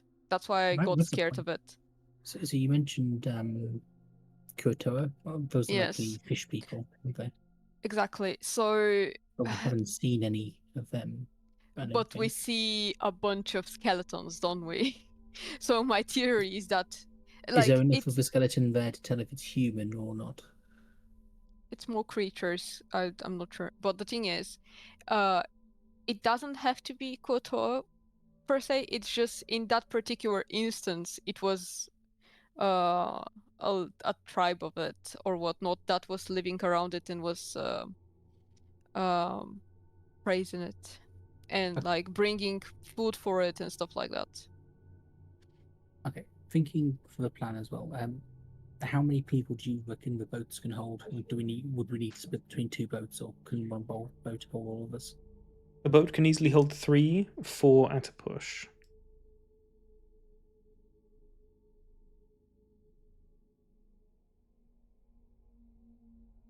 Okay, so I mean, if I you can wanted wild to, shape something small. I'm just thinking like we could send my spirit of death across on a boat as bait to see if anything happens to it. Mhm. Yeah, ask it to go out for half an hour, then come back. That way we get the boat back if nothing happens. And Jay put a pretty cool image. It would look pretty cool as well, to be fair.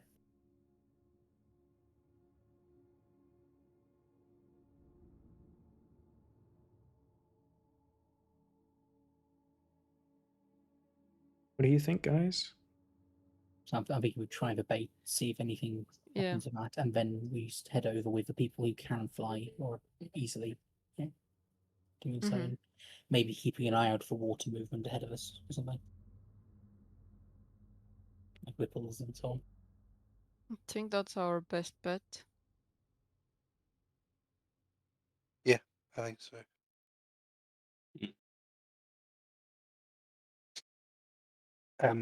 I'll send my familiar to circle the boat with the spirit of death on it to look for any movement in the water other than the waves made by the boat. Okay, so I spend my last spell starter on summoning the spirit of death and tell it to row to either from the far side or row for half an hour and then row back. Okay. It definitely wouldn't don't take you- that long you know, to row. and You tell could it to, like try and make a bit more noise than it would otherwise make while rowing as well. Yeah. it's like try and be 400 obvious. feet to the other side. It wouldn't take that long, like a couple of minutes.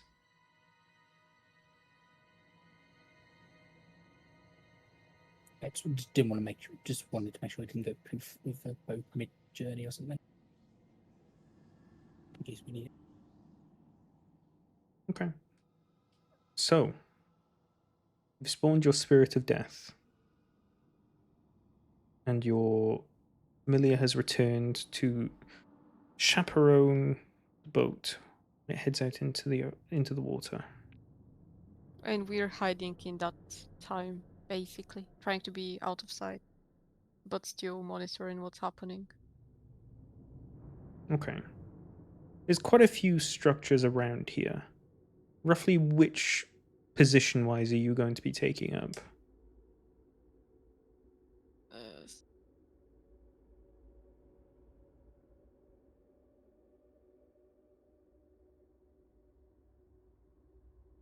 I mean, I'm guessing we want cover from the water, so we wouldn't be on the opposite side. Yeah. You're going to be as close Also- up to the wall as you can away from the water. Yeah, I presume so.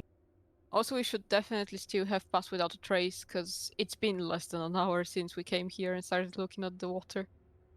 Mm-hmm. Yeah, you still have Pass Without Trace. Just need to make sure we still have line of sight to see if something happens to the spirit. Yeah, that's my idea. We should be Oh, rather as well, stealthy, but see. I also cast light on the boat as well before it heads out, so we can see it easily. Baylor can view from the eyes of his familiar. So, who's pushing the boat out? I guess it's myself, so push it out. Wait, sorry, I just blanked. Did you say you? Yeah, I'll do it. Okay. I can shove it telepathically. It will be a bit slow, but I can do that.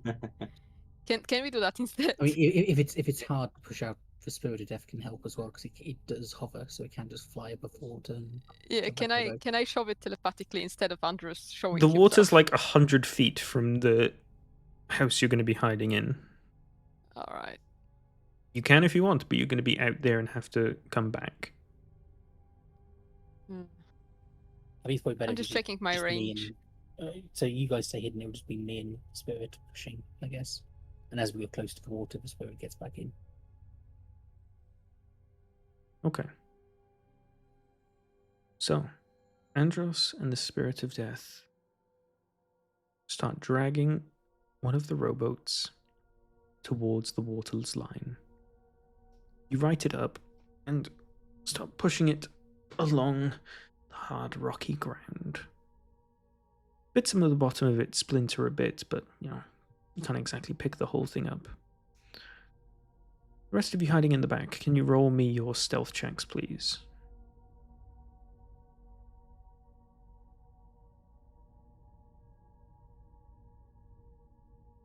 Question: if Andros is invisible, would pushing the boat get him out of his invisible state?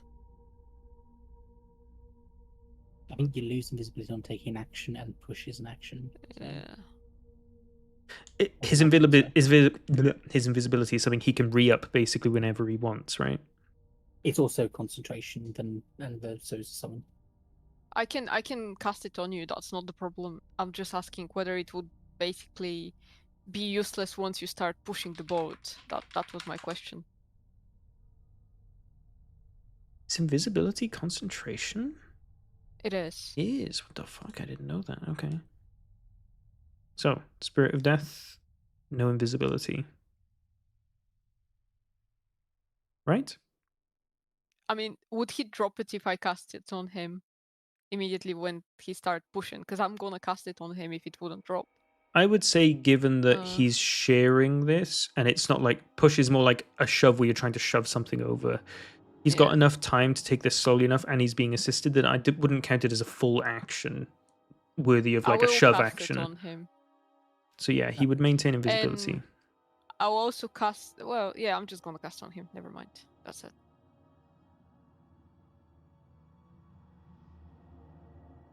Okay.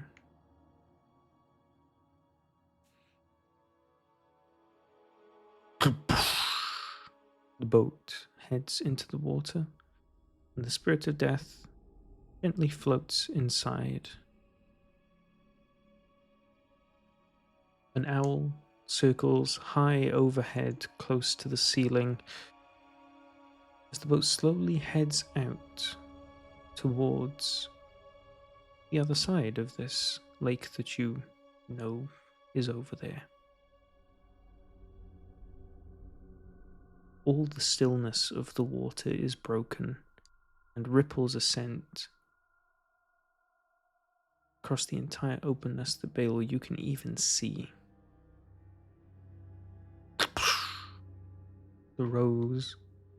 The oars go inside, reach the water's surface, and stir up the surface of the water, propelling the boat gently. Andros, are you heading back to the house that your compatriots are hiding in? Yeah, I'll head back to that house, but I'll be stealthy, sneaking or doing so. Roll me a stealth check with advantage, please.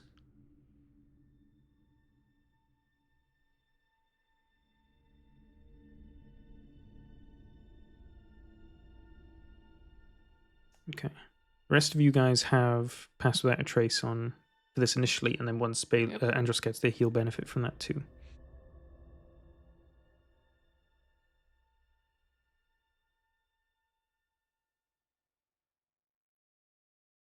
It's a long,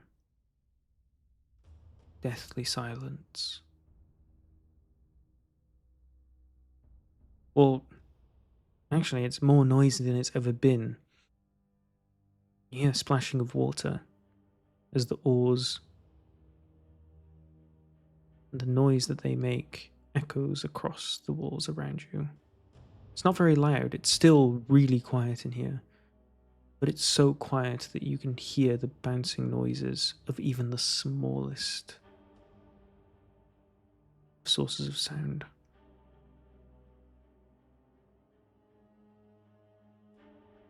The boat makes it about 50 feet out into the water.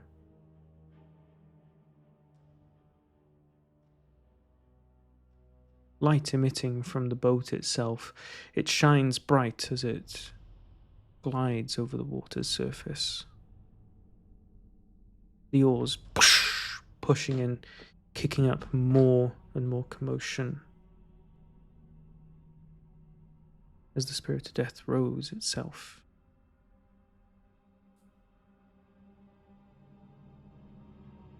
You all feel a gentle rumble from the ground itself. And your breaths are all frozen.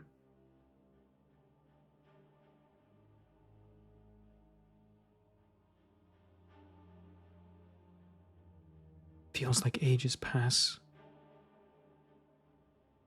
Sweat dripping down, you do not know what to think.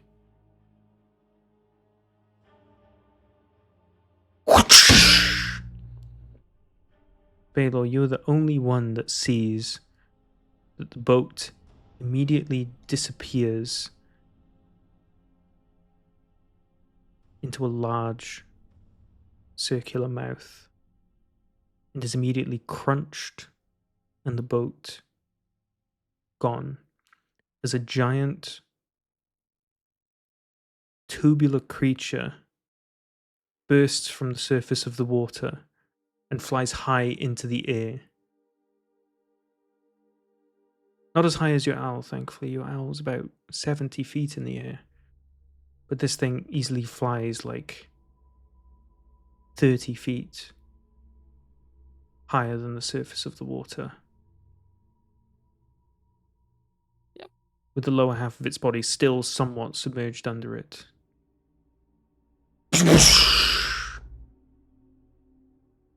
The creature lands back in the water.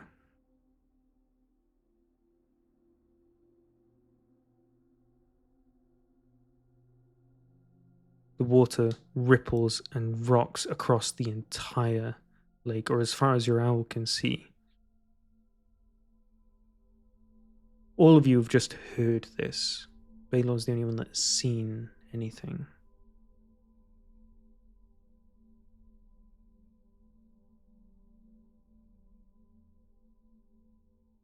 Several seconds go by with nothing else happening.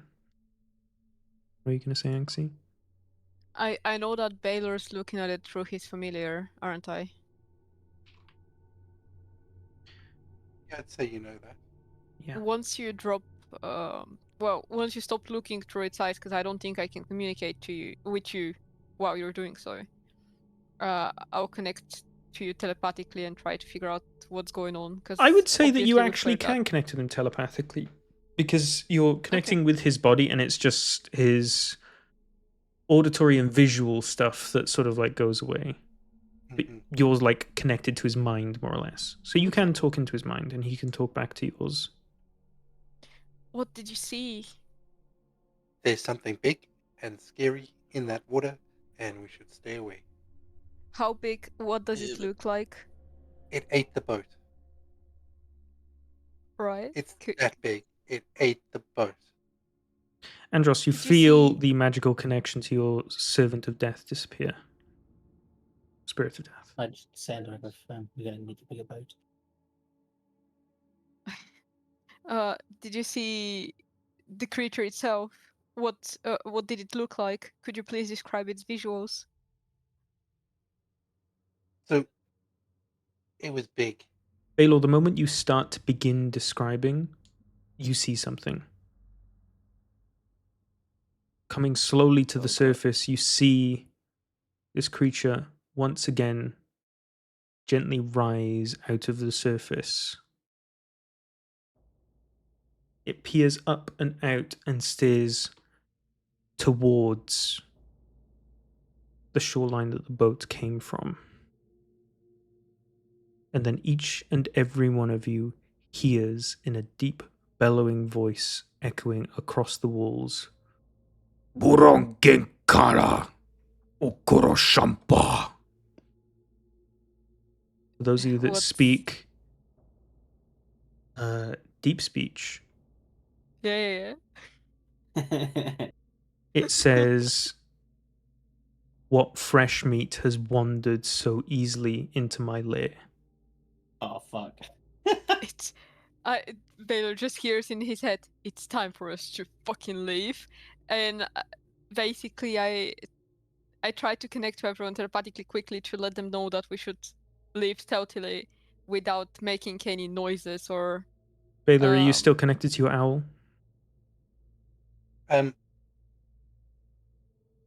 Yes, and I'll send my owl to the other side of the lake, opposite to us, with a big flapping of the wings to make noise. Add a character. Actually, was there any mention of how they react to like other aboleths? What do I'm you mean? wondering if I can use illusion to make it sound louder than it is, to make it sound as loud as what we just heard, and use deep speech to make it make it think it's another aboleth, not random people. I don't think that's something. I mean, That would happen. because I'm presuming it's going to find us. Keep in mind that this creature is very, very intelligent. I'm pretty sure it would be able to figure out that that's an illusion. From what I've read, I didn't really find information about how it would react to other creatures. I just know that other aboleths, not creatures. I just know that we're currently its prey and we're gonna probably die. Just I'm well aware that we chose to hide in the houses next to the big pile of boats that this boat just came from. Yeah, Baylor, as your but we owl can run. flies towards the opposite shoreline, your owl keeps glancing down at this terrifying being. What you see is basically a large snake, but with a relatively flat-fronted face, a completely circular mouth, and on top in the middle, 3 eyes stacked one on top of the other, small tentacles sprouting from underneath and on top of its head. You see it look up at your owl. That's definitely it. Those of you that speak in deep speech, I'm only going to speak in deep speech from now on. So anything that I say, those of you that can't speak deep speech do not know what is being said. As Would the I be creature looks considered- up at the owl, you'll get like half of it. Okay. You can determine, like, you can get the gist of what he's saying. As it looks up at your owl, it says, Ah, I've not seen a bird in quite a while. Funny that it should find its way all the way down here. and it turns to look in the direction of where the boat set off from and starts to head over there. I'd assume we started like leaving stealthily. I'll give hand signals. We need to go. Yeah. Now, my little pets, don't scurry away so quickly. And it moves incredibly fast. You see, well, you don't see, you hear as it starts thrashing structures closer to the shoreline. You see planks and splinters of wood fly overhead and bang against the walls to the side of you. You guys are about 80 feet away from the Polymorph tunnel diamond that you came from. Okay, so it obviously knows we're here. Shall I try talking to it?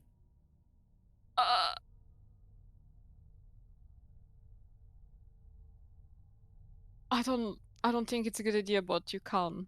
Well, I mean, what else are we gonna do? I mean, We can't fucking considering run. how fast it just got there, I don't think running away is an option. I mean, we can Well, try We running can away. fly away. We've still got past our other trace.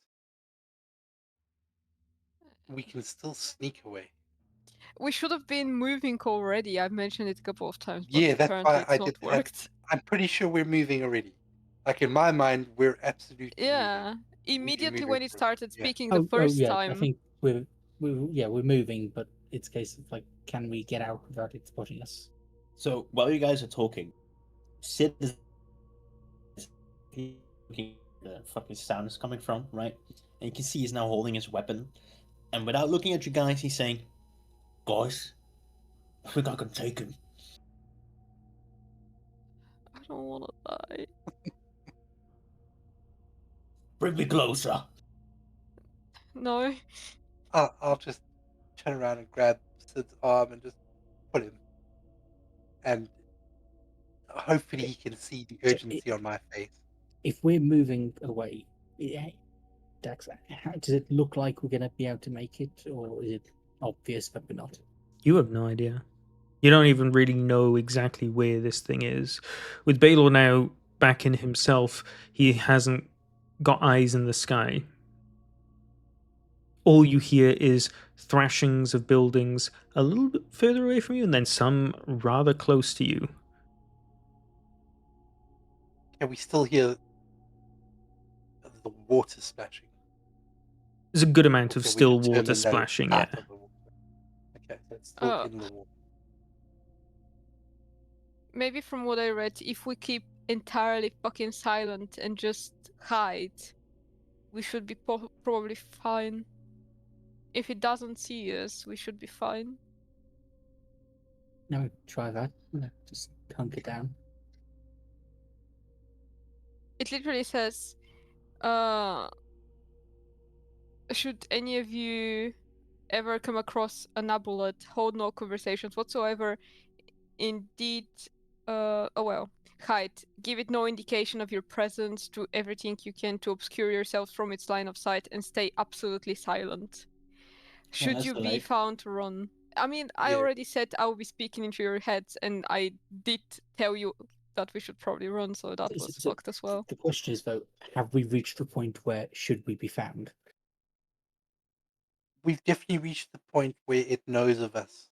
It knows, It knows we're of here. us, but would problem is if it does know we're here and where we're heading to, staying still just means it's going to get to us sooner. Yeah. you know, but if it doesn't know exactly where we are, then moving might generate noise where it can realize where we are. So we know it can come on land, but do we believe that we can outrun it? I don't know, but we can outfly it. I think whatever we do, we should be running. Because right now, we know it's in the water. We've got at least an 80-foot head start on it. If we sprint away now, we can potentially increase that gap. Yeah, we can do our best to just fucking leave. And if Let's, we I see it getting guess. closer, Hmm. then we can drop 2 polymorphs and fly out. We can try that, yeah. Do you reckon a polymorph's going to work on it? It seems like this is No, like we polymorph ourselves. okay. Fly Ourselves, out. yeah. I don't know whether Yeah. it would work on us on it. Unfortunately, I'm out of spell slots, so I can't try banishing it. Banish is a 4th level, isn't it? It doesn't matter though. It all depends on its It charisma modifier. That matters. doesn't look very charismatic. I can give you Pearl of Power if it's... Well, I don't know if you have to attune to it, actually. He would have to attune. Yeah, never mind then. Wayward Wanderers, what are you doing? You need to come up with a decision. Are we running then? I can slow it and then we can run. Well, we do. Yeah, I think you can see it. I've already grabbed Sid by the arm and pulled him Yeah, out. we so are running. we are running. We've already made the decision that we're running. That we know. And It's while just running, we're talking about what we're going to do should it catch up while I'll we're running. cast slow on it. I will also, as we're running, I will cast minor illusion as far as I can in like the opposite direction, and just have something like stand there, yeah, to distract it basically. I think I will. Anxie, you can't currently see the creature. With you ducking and diving in between houses and it being well out of your dark vision range. So you don't have dark vision casted on you at the moment. You're more or less stumbling around in pitch black. Right. Are you all moving towards the exit? I think so, yeah. What was this illusion you were casting, Andros? Oh, I was just casting it as we're running, casting it behind us, and it just looks like somebody standing there. Okay. In terror, something. Are there any plants around us? Are there any what, sorry? Any plants? Plants, Plants? mushrooms, No. any kind of plant. It's Okay, no. more or less completely stone here. Okay. The thrashing of the buildings is a monstrous cracking of wood sound, and all manner of things are flying overhead, smacking to the walls to the left of you and falling down to the ground. You hear maniacal laughing, deep, deep laughter, almost like a sort of gurgle in a sense, and it sounds vile and disgusting. You hear the snapping of wood briefly stop for a moment. Ah, but a simple illusion. You stupid young things. I know that there's only one way in and one way out of this place. And you, as it's saying that, hear it moving very, very fast towards your exit.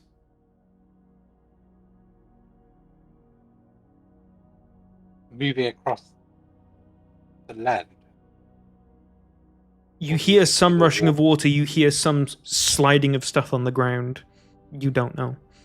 I mean, we saw it flying above, like, the water, so presumably it could just float. I don't think it flies. Yeah, I think it was jumping out the water. Yeah, it just has a really large grip from it.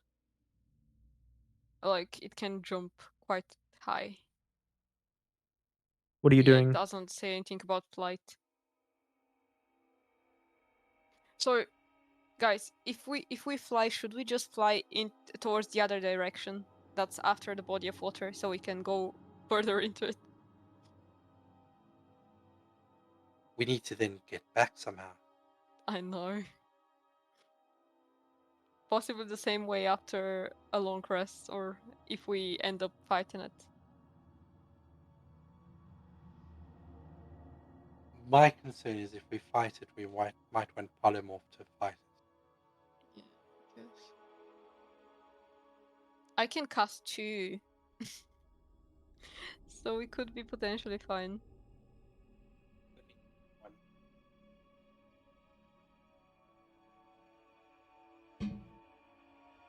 How far away are we from the exit? You're like 50 feet from it.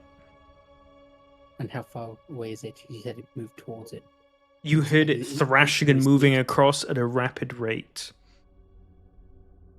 I mean, we could just try sprinting, see if we can get out. Yeah, let's keep sprinting. You know, given where you heard it move, you know it's currently closer to the entrance than you are. So It's moved past us. yeah. Yeah, I would say it's just step past it, but I don't have a spell slot. So we can just go towards the other direction. Well, I mean, the issue is if you can move that fast and fly, is it really not going to be able to catch up? It to us can't flying? fly, it can jump. Like, Dax, I'm not incorrect. From what I've read, it cannot fly. There's nothing in your book that indicates it flies. Exactly. The jump is just something it does. Even in the book it says, basically when it's described at the start, it describes it as the same fucking jump it does from the water. Okay. It's just a very high one. Just working this out, sorry. So it's closer to it than we are, and we're 50 feet away from it. Mm-hmm. So presumably it knows exactly where we are. Like, it can't really not, considering we're within 50 feet of it, presumably. You don't know. It might not be able to see us because we wrote quite high stealth checks, but it will see us once we try to Well, go past You know, it. these I want to try and I want to say something to it before we fly off. Yeah, see what its reaction is. Okay. But I don't want to do it if it's going to reveal where we are and it just kill us. I can say something to it in its mind. Well, I can't see it. Never mind. You only speak half language. You might insult it, so by No, no. I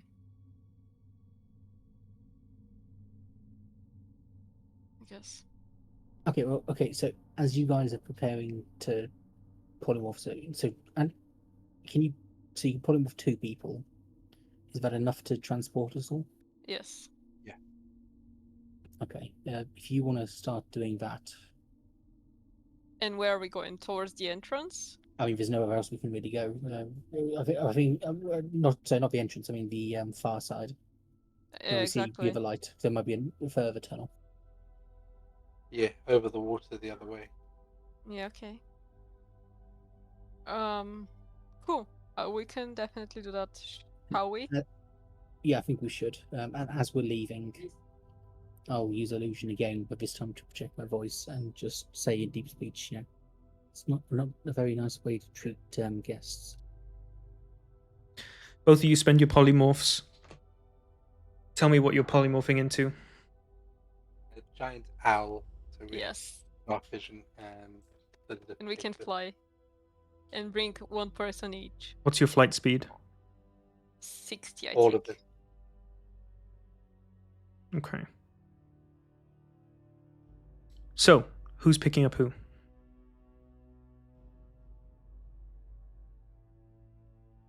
I'm gonna pick up the one yelling at the creature. I'm gonna pick up Andrus. Well, so I'm not yelling it. So I create an illusion 30 feet away to yell at it. Okay. Can No, it's minor an illusion, but illusion it's make not- noise, or is it? It can, yeah. It Pi- can, yeah. Well, Can only you ping once, minor yeah. illusion? I know it can make noise, but could it really like speak? I don't know about that. I don't know whether it can. Sound, if you create a sound, its volume can range from a whisper to a scream. It can be your voice, someone else's voice, or any other sound you choose.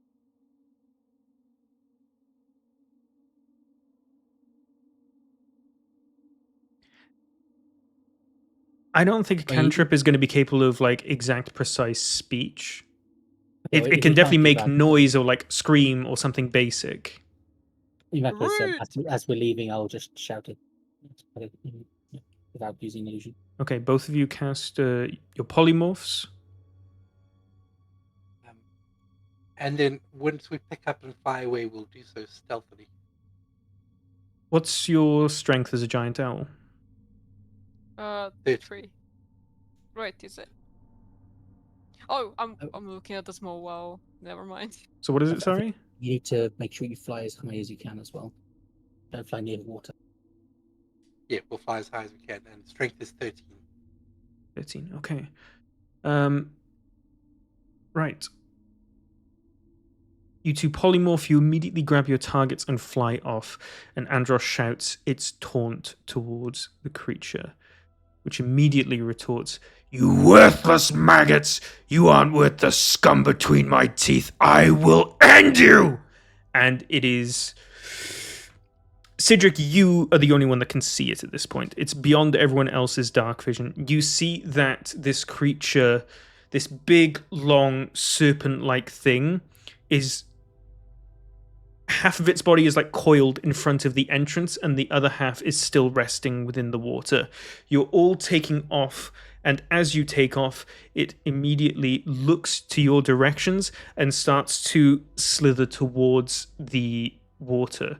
Cedric, what you notice is that it's slithering considerably slower than it was able to move when it shot across you, but it quickly makes itself to the water and starts heading in your direction.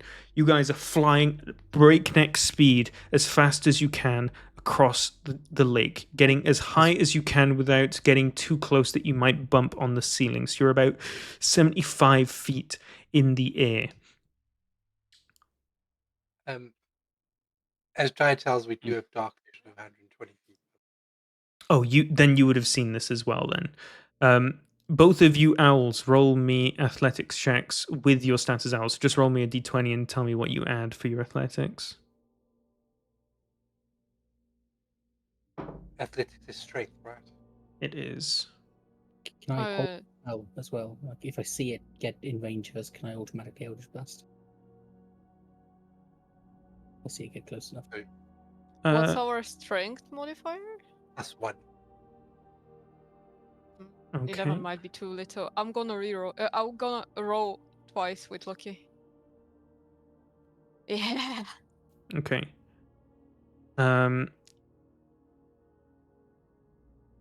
This thing starts to gain on you.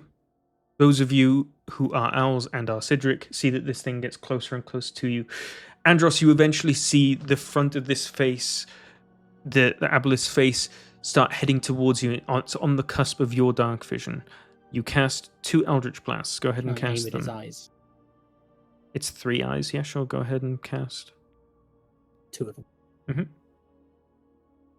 Both miss.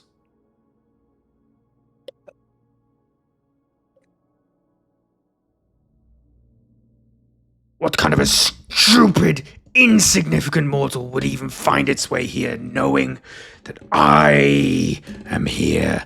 And it's gaining and gaining on you. Roll athletics again. Can I go off Eldritch What's Blast? lucky point? I'm gonna use it here because that's bad. What are you rolling, Andros? Can I Oh do my Eldritch God. Blast again if 6 seconds passed? Sure. They're rolling athletics. Both miss. The creature gains on you, and Anxie starts to fall a bit behind. The creature gets within like 40-ish feet. Andros, roll a wisdom saving throw.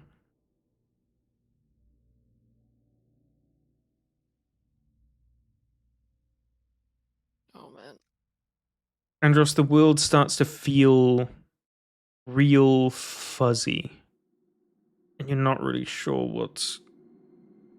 You feel like... almost like you can see yourself. Everyone, owls, roll an athletics check again, please.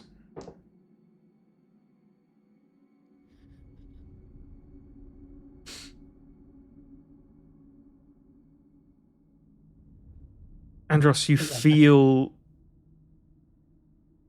like you've just woken up and that you barely even understand where you are. But you're not in control of your body anymore. Cast 2 Eldritch Blasts.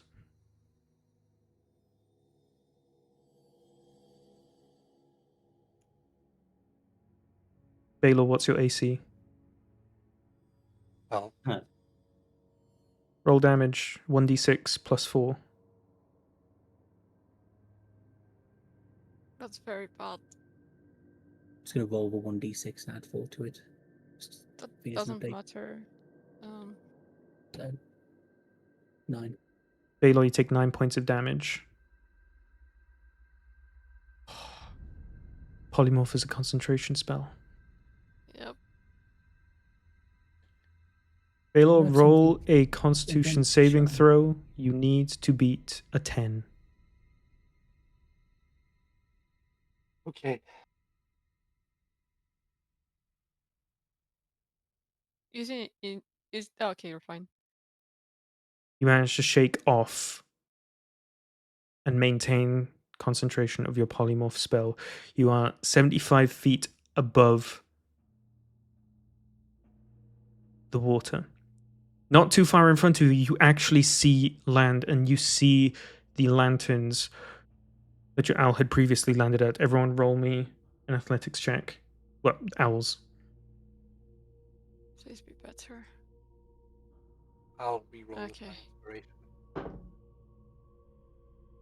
The owls are rolling, yeah. It's an inspiration you may have wanted to save. Andros casts 2 more Eldritch Blasts.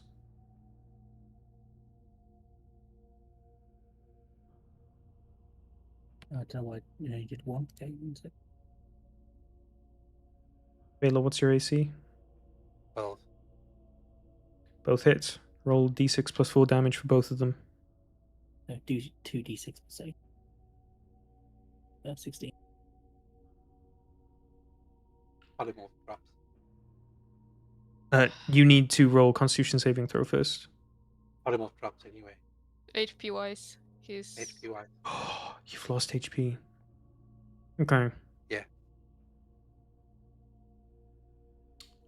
You and Cedric start to plummet. Sid, you notice that Baylor, you were being held in some giant talons. Now, Baylor is limply grasping at your clothes as you now start to fall. Can I attempt to get them? As you see where they currently Or would it are, be too heavy? with their current momentum, they will hit the ground and be about, probably your best estimation, 40 to 50 feet from the tunnel. So do we hit the water or the ground? The ground. And I can't do anything to basically try and get them. You can try if you want. I mean, you could probably drop me and Yeah. try picking up one of them. That's what I'm Trying to thinking. Eldritch Blast people currently. Yeah, that's what I'm thinking. I'd like to save my friends so they don't fucking die. So if there is a possibility, I'd like to leave Andros on the ground and try and pick them up immediately.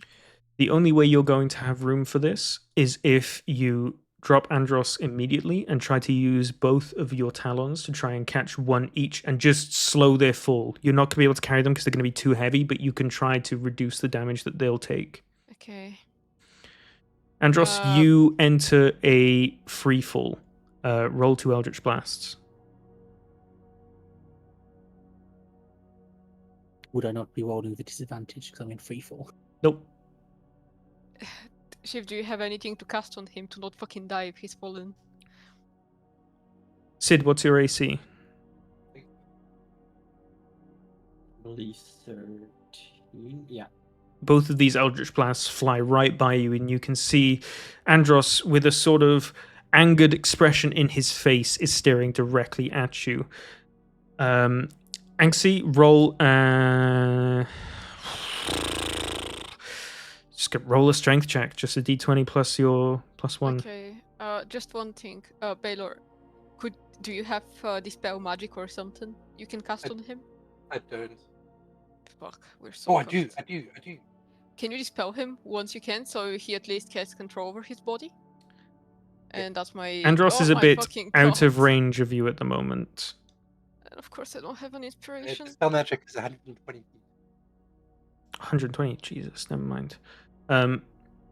Anxie, you go to try and grab both of your compatriots. Whoosh! Your talons snap out from under you, and they plummet down towards the earth. Andros is already plummeting. You have one more turn before you hit the ground. Anxie, roll me another strength check. Fucking hell, please. Have I dispelled It's that? 8 with this. Okay. You again miss both of them, and they start hurtling towards the ground at rapid pace. Baylor, are you casting Detect Magic? Dispel Magic. Yeah, I'll dispel magic. How much time do I have? Do I have time to cast 2 spells while falling? If I say after I immediately dropped, I'd cast the first spell. I would say before you that- have chance to cast a second one, yes. Okay, so dispel magic on Andros. You cast Dispel Magic on Andros. It has no effect. And then, I don't know if this will work. This is going to have to be rude or cool. But just before I land, I'm going to do a WoW Mage move and Misty Step.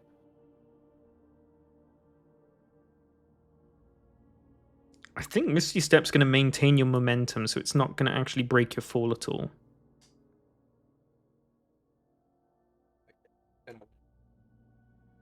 Anything else you'd like to do instead?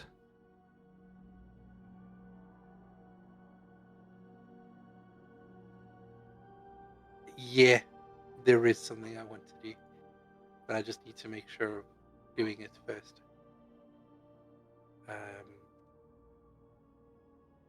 I'm just checking what I can wild shape into. Okay.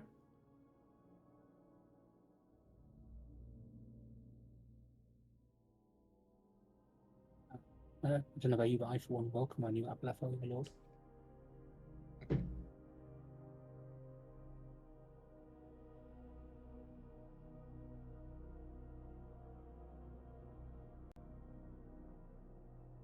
Okay.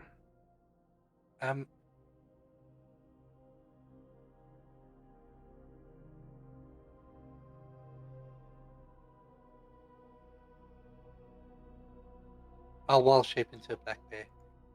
To a black bear, okay. That is all the time for actions that you have as you all plummet and the three of you that were free falling hit the ground. You take 12d6 damage from the fall. Each of you takes 35 points of bludgeoning damage. Cedric, would you have maybe raged throughout this to reduce that? Or have you been raging? Yeah, I imagine you would have since combat sort of effectively started. exactly. So how much damage did we take down? You take half as much, so that's 17 points of damage you take. Everyone else takes 35. So my wild shape would immediately drop. Okay.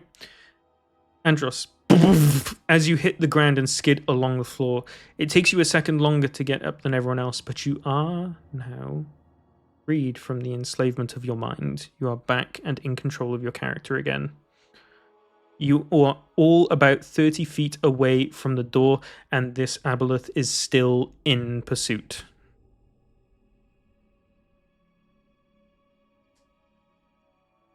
I'll try to pick up Andros because I know he's the fucking slowest here, and I'll. Would I be able to pick up someone else, or is one the most I can do? One's the most you can do to actually carry them. Okay, I'll just pick up Andros and hope that As- the others As are you're safer. picking me up, can I summon a shamble behind us and direct it towards the Ablaf? Sure. Just give it something to eat on for a second. Did I miss something? Are you back in control of yourself? I am, yeah. I is- could not Yes. say when I dropped. Each of you take half of your movement to get up. So Cedric, you have 20 feet of movement, and Baylor, you have 15. You are 40 feet away from the door. And a dash gives another 30. A dash will give you another 30 and Sid another 40. But you can miss the step. For now, just dash. Just hauling ass. The Shambler is summoned. Can you please roll your d20 to command it, Andros? I tell it just to fight the Aboleth.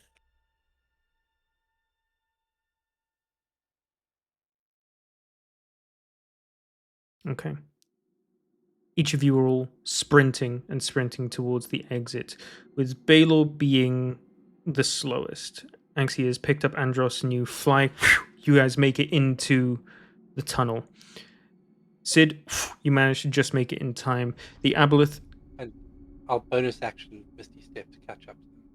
careening itself, the Aboleth flies straight past, well, not flies, but like streams straight past the Shambler and is heading directly to this tunnel.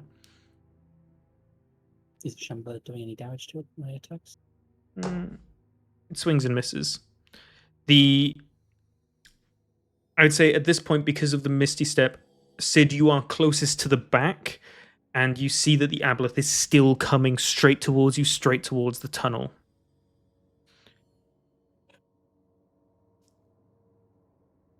It flies down and poof, starts burying itself into the tunnel and is worming its way towards you. You see a giant circular maw gnashing and trying to like inch and scrape towards you at every point. I cue some June music right now.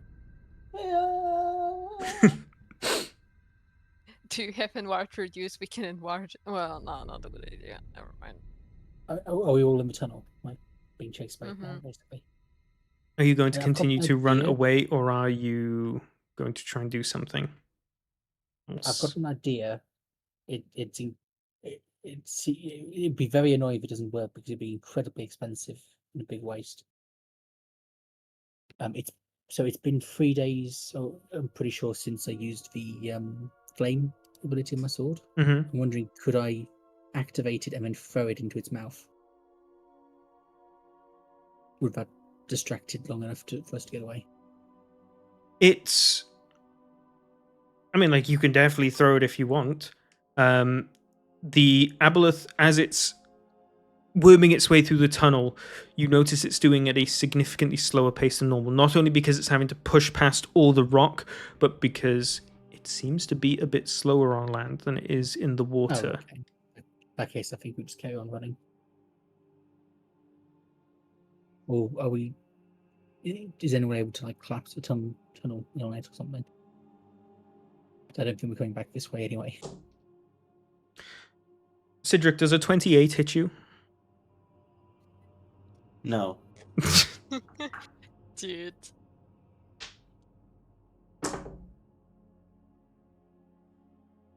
You Wait, take. do I see it attacking? No, it doesn't matter. Just do it. It's out of your dark vision range.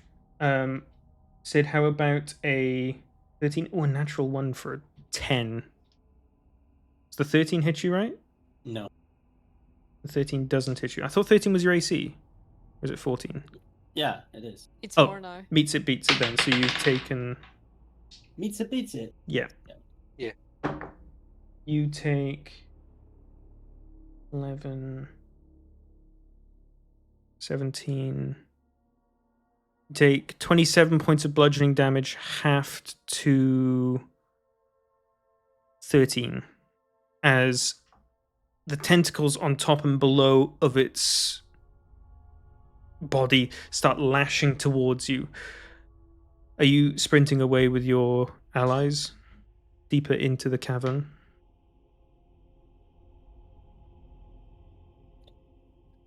I am. I don't think I can take it. With your blood we try- splashing onto the ground around you and you bolting as fast as you can into the tunnel, you guys start to hear the gnashing and gnawing of the Aboleth slowly start to fade as it's incredibly persistent. Even as you get 60, 90, 120 feet away, you can still hear this thing gnashing and trying to come at you.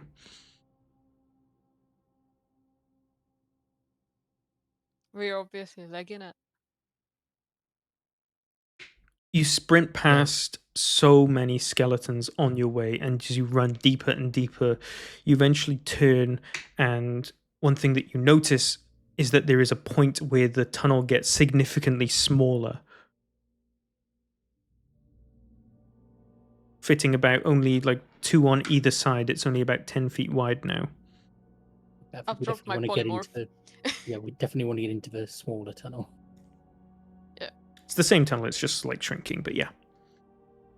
I mean, now we've got a bit of headway on it, I presume. Can we like can I just blast the tunnel roof to try and collapse it behind us? I don't know whether we would find another way out afterwards, so I'd Well, say we I should.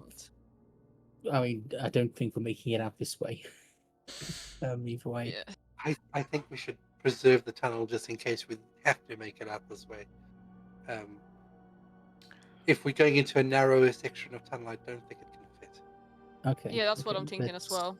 Yeah, let's make it a decent way, and then we probably want to stop and heal up. Because I don't know about you, but I'm like near death. Cedric, can you roll me 2 Constitution saving throws, please?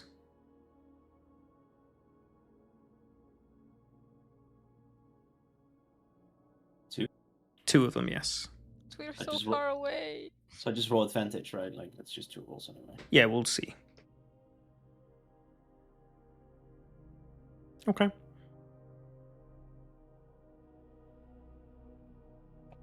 While we're running, I will turn in a healing word, Andros. It's a bonus action, so I can still continue dashing.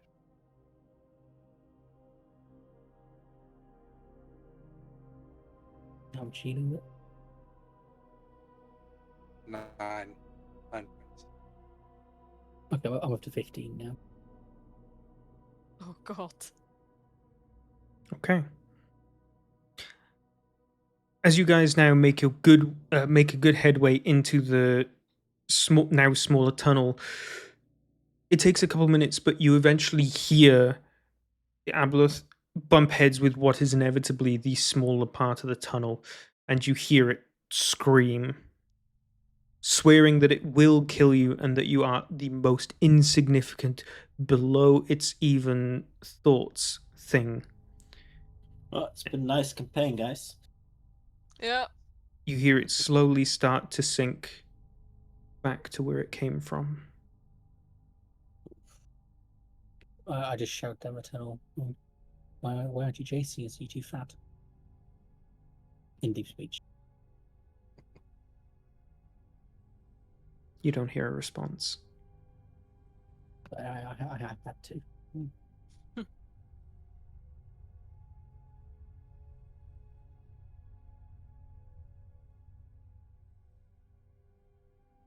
Okay, can we look around and see how this tunnel looks, and are we in any more danger? Much the same as the previous tunnel. It's just mud and rock. This tunnel, though, is much more littered with skeletons than even the most dense parts before. All of them smaller in stature. Great news. Similar bones to than was before, but you know that they are... You know that they're humanoid. Yeah, just watch. There's gonna be a Trask in here or something. Yeah. Few things. Can we take a short rest to heal up a bit? As you guys I would like finally short rest. start to breathe easy, Cedric, your skin starts to become a bit translucent and slimy.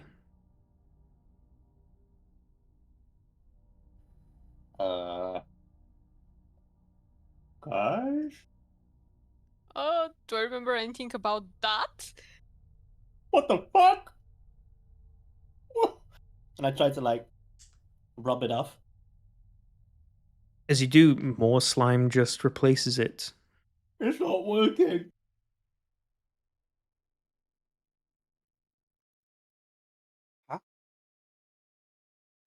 I don't remember reading about that Mhm. shit, We right? do a medicine. Sid, you take 8 points of acid damage. He's been poisoned. Oh, it hurts, guys. Can we do a medicine check on him? See if we can figure out what's happening. This is it. This is it.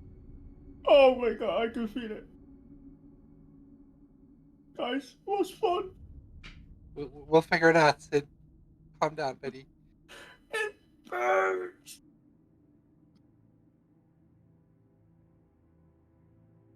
Yeah, but can we do the medicine check to figure out what's going on? Sure, roll a medicine check.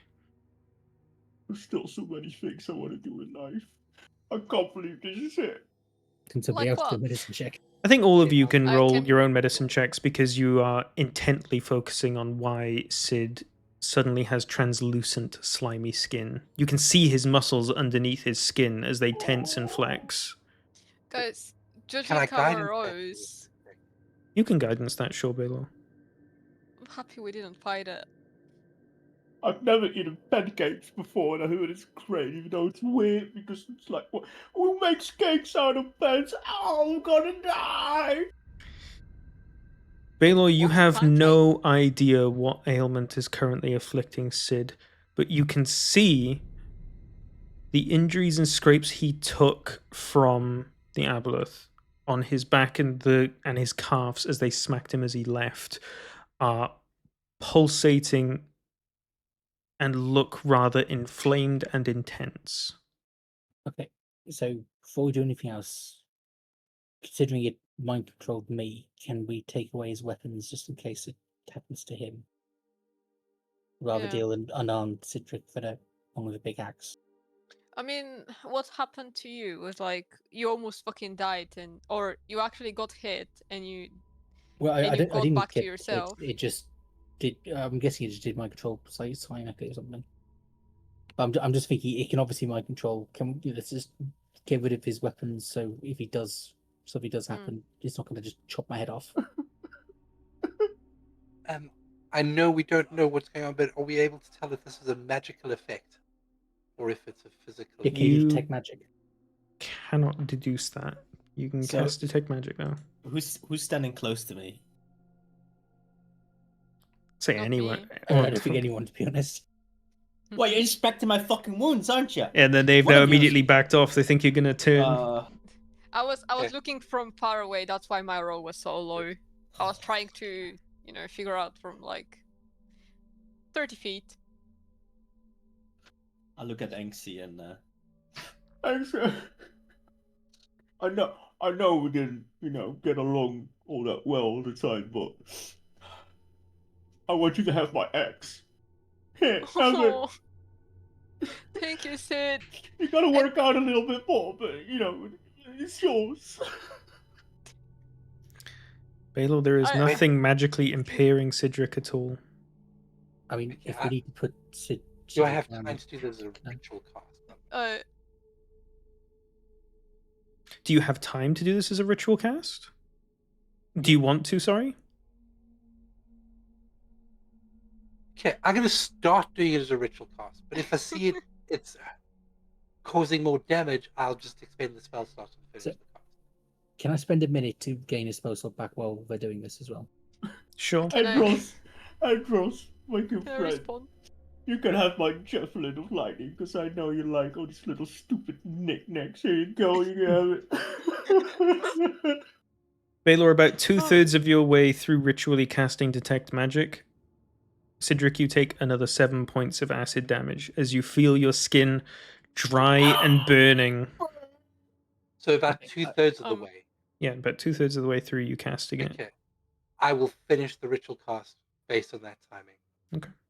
While he's doing that, and Wait, once, just a wait, second. Okay, yeah. Baylor, come here, Baylor. Listen, you gotta take Yeah, care of we'll Sissel. stop time progressing because I've also got something to add as well. You gotta take care of Sissel, alright? It's yours now. Sid, if anything ever happens to you, I'll take care of Sizzle. But we're not going to let anything happen to you now. We're going to I'm figure dead. it out. No, I'm dead. Leave me behind, dude. I can see my fucking muscle. I can see my muscle flexing. Oh, Well, Andros wanted to do something first. Okay, so sure. so detect magic. Did it come back or anything? Yes Yeah, or no? nothing magical. Okay, this might be a Hail Mary, but considering we don't really have any other options to try, actually, what's his health? What's your health points at Cedric? Just before I do this, 40. 40. Okay. And how much damage did you take last time the acid ticked? 8. Okay. 5 more. Okay, so I cast banishment.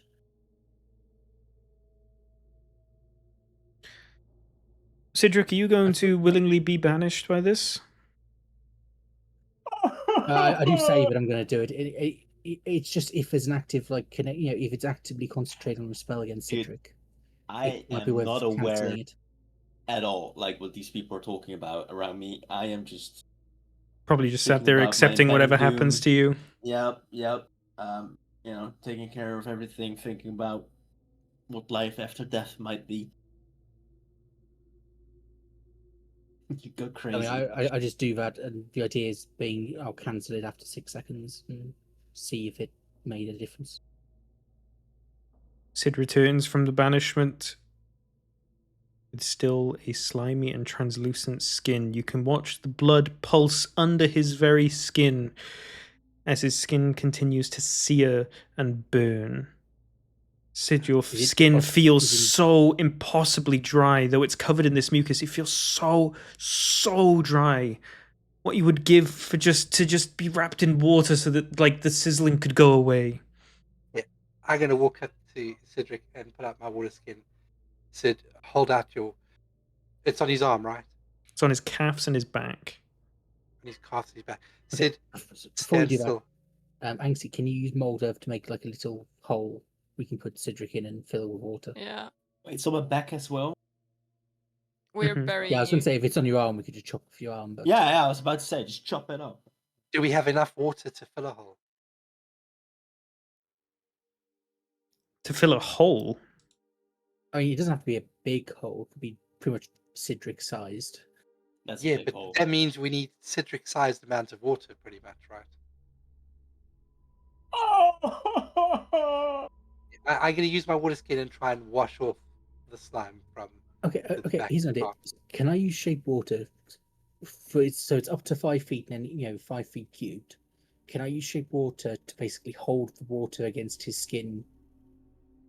In the areas affected, basically, so it doesn't just fall to the ground. His entire body is infected at this point. Like from head to toe, every bit of his skin is translucent. You can see the bones under his skin. You can see his cheekbones. You can see his skull. You can see his intense muscles that are tensing incredibly hard on his arms and legs as he tries to hold in this searing pain. Yeah, I'm going to try and wash the wounds with water from my water skin. Try and wash away the slime.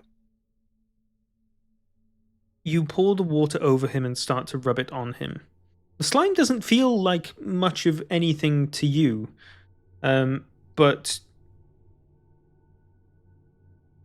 you still feel, Sid, the burn, but it feels somewhat soothed as well.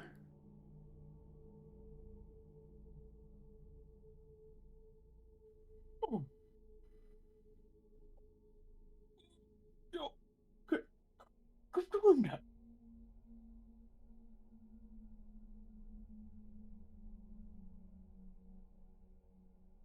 It's somewhat relieving, but you realize that this still hurts, and it's very disconcerting looking at your hand and seeing your fingers, like your bones.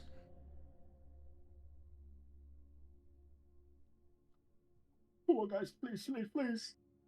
I know, Milo, take a piss of me or something. More. I need more. Like a jellyfish type thing. What's a jellyfish?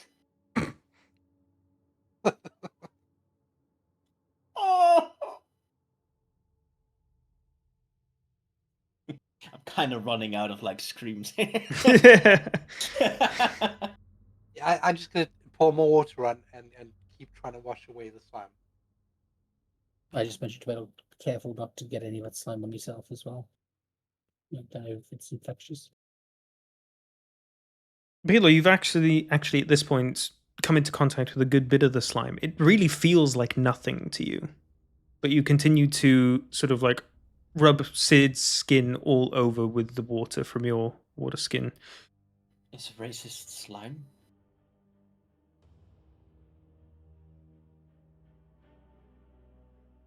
Andros, did you say you were casting Shape Water? So I had the idea of casting shape water to hold the water around him, but you mentioned it was like his full body, so He, larger than 5 foot.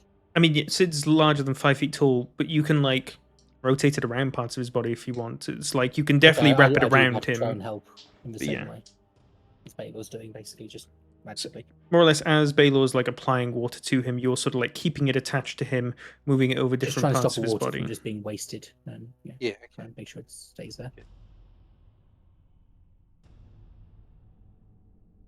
A while passes over this, and it's still an intense burning sensation.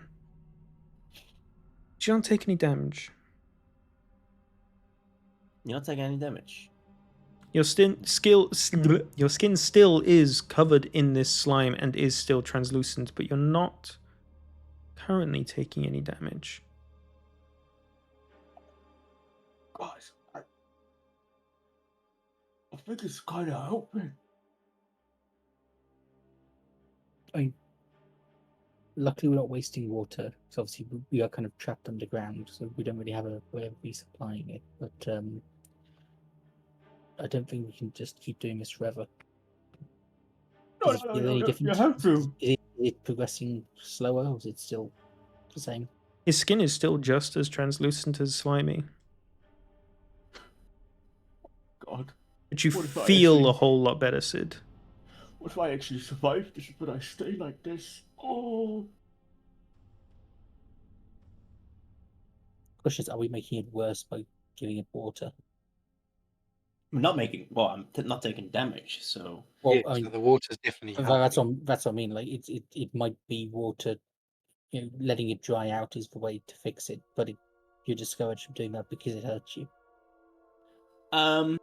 Jesus. I'm thinking the Aboleth is water based, so it seems like we're kind of giving it what it wants. So, if it is a trick. The fucked up way of thinking. You guys are so cruel every time. I tried being nice. You're paranoid as fuck. No. I was gonna say that I will remember you and polymorph you into Oh, something. no. I in this situation, being very nice. But in other You didn't get to situations. say it.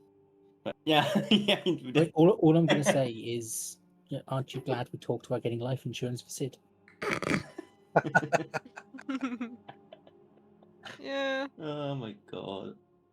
Just got to This watch very- out. They might not cover acts of Aboleth. Okay, so what are our options at the moment?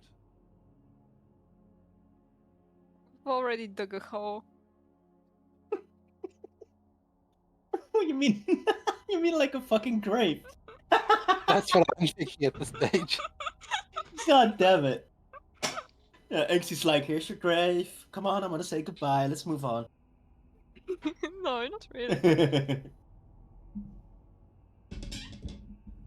I'm just being paranoid while this is going on. Can we hear anything coming from the tunnel back towards the Aboleth? It isn't still coming up at us. At this point, like 20 minutes have passed. You don't hear anything anymore. We would've Outside fucking of noticed. Cedric's occasional sobs. While there's talking about it, I'm just going to cast an alarm, like as far as I'm willing to go in that direction, just in case anything does follow us behind. Okay. And my other question from earlier, still, which I didn't actually ask, was where is my familiar in all of this?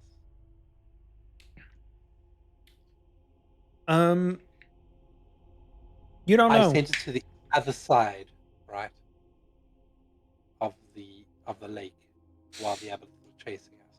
You don't know where it is. You lost track of it in the commotion because you can obviously only know where it is when you look through its eyes. After you finally sort of got your bearings,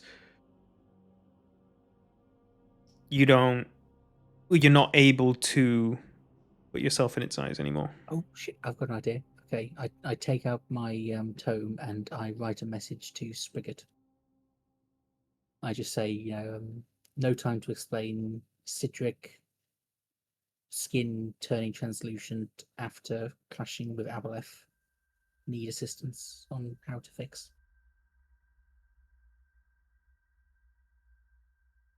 So this is in your book, right?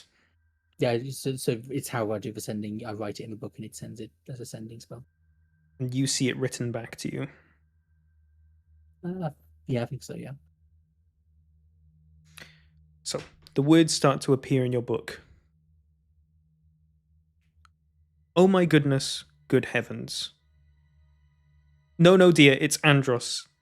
Yes, he's speaking to me. An aboleth is a most dangerous creature. I'll find out what I can. Talk to me again tomorrow. Tomorrow? As if we have time. I just write again. Tomorrow is a little late. Cedric is literally melting.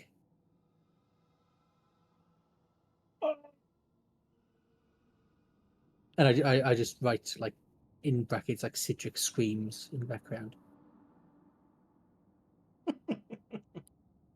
A couple minutes pass and words again appear in your book. Oh goodness. Oh, fine.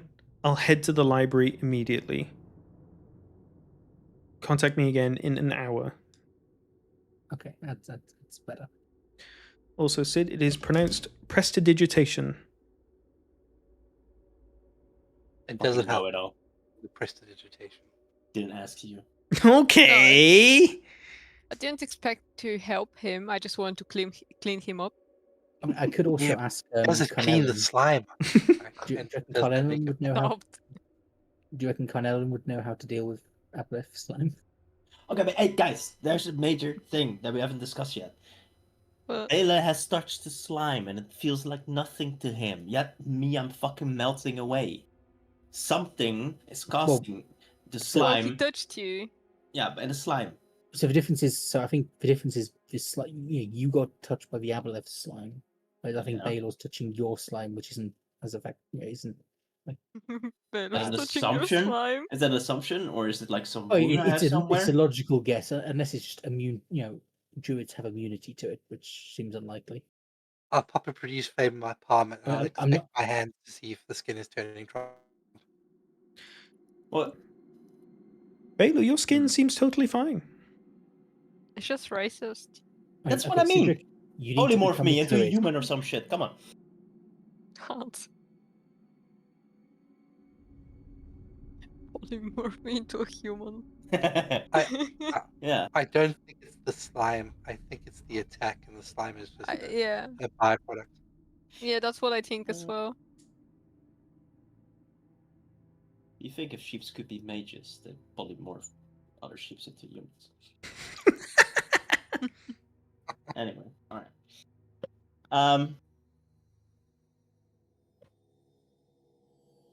Fuck.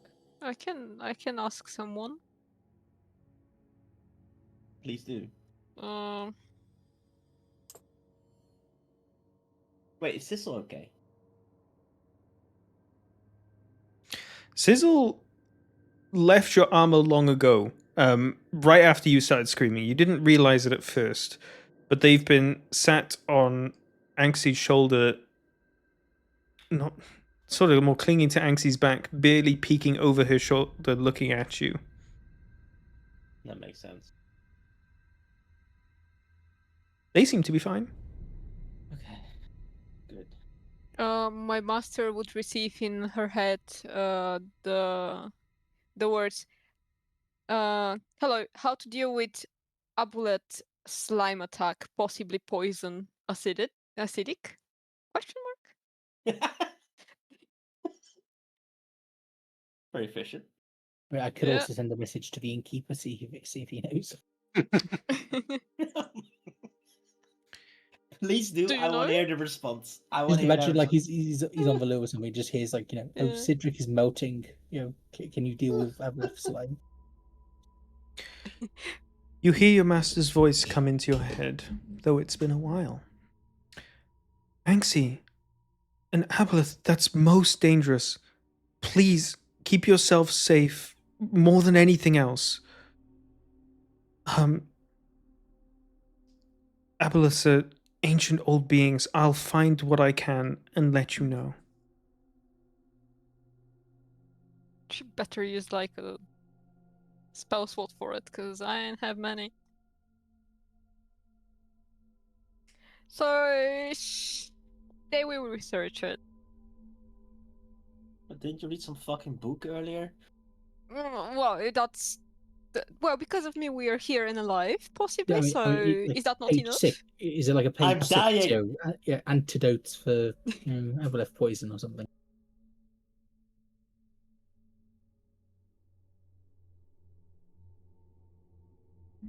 Huh? So while we're don't- sat here, does this count as a short rest? I reckon. Short rest I is mean, like an imagine it hour if wouldn't- you want to wait that long.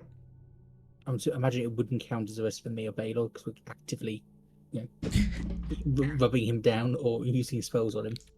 Light activity, I would say yes. For you, Andros, it won't count as a short rest. Baylor doesn't actually need to do anything at this point. The shape water spell can keep the water spread over his body. I don't think anyone else needs to do anything at the moment. Then I'll use a wild shape charge to resummon my familiar owl. Mm-hmm. Then short rest will get me that wild shape charge back, and I will send the owl further down the tunnel and tell it to report back what it sees. Okay. And this is during your short rest, right? It starts heading? Yeah. Okay. While we're like waiting and resting and such, actually, could you like carve into the wall, like warning Aboleth ahead or something, just to let people know? Yeah. Why?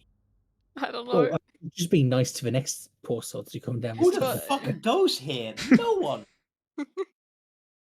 we can carve it once we're out of the cave as well, just to make sure. They Also, know. I'm gonna have a chat about Hippogriff. Well, he did say good luck. Yeah, I think they know what Well, it you So didn't say, "Oh, technically- good luck." There's an ancient evil in there, who will eat you and Yeah. turn Cedric into a ghost. I must say, Cedric, I love the new look. It gives you flavor. Acidic flavor. Do you guys know those dumplings that are like wrapped in like rice paper and you can like see the filling of the dumpling? It's like what Sid looks like all over. Can we do a medicine check on him to see if he's got any like issues? Yeah, Sure. So it's a good time to Those do a you- medical checkup. Those either want to roll another medicine check? Yeah.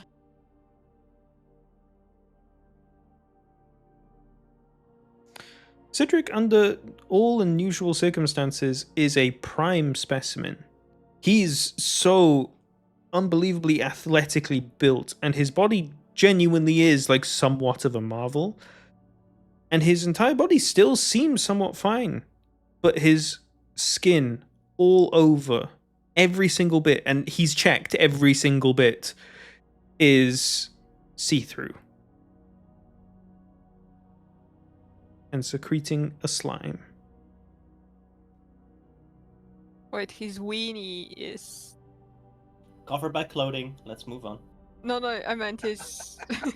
Because you checked every bit of yourself, so I was like, is it? I'm sure that's one of the person- bits he checked like soon after the hysterics stopped. But Oh, that's yes, funny. I mean, yeah, but I'm also just not really. I don't really want to look at myself. It's freaking me the fuck out. I mean, look, if worse comes to worse, and like I can put your character out of his misery, and I would get a D4 back on each Eldritch Blast. probably. And technically, yeah. Ish, maybe. You would live on through my damage. I mean, we're I've- gonna I've- stabilize him after, right? Yeah, I think we're just waiting to hear back, or waiting for an hour for me to message Rex Brigade as well. I don't think there's much else we can really do in the meantime, other than just carrying on. I'm going to roll some hit dice in the meantime. Yeah, I guess if Anxie and Baylor, you can just like keep watch as well, just to make sure nothing comes up on us. So we're pretty out in the open currently.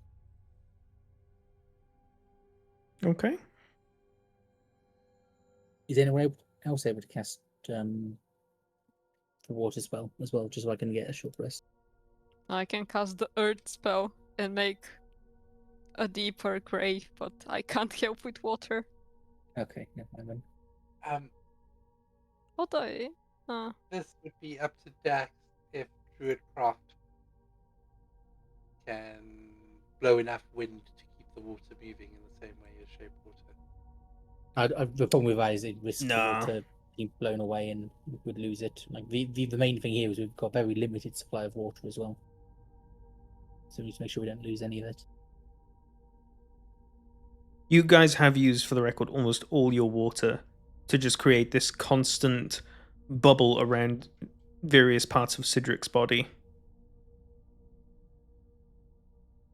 Yeah, I'm guessing. I don't know about you, but I'm not going to drink that water once we're done. Anxie, you can partake in the short rest if you'd like as well. I'm full HP, but I've partaken because I wanted to get back some sorcery points. Lucky's on long rest, right? Yep. I can't believe I used to crush skulls and now you can see mine.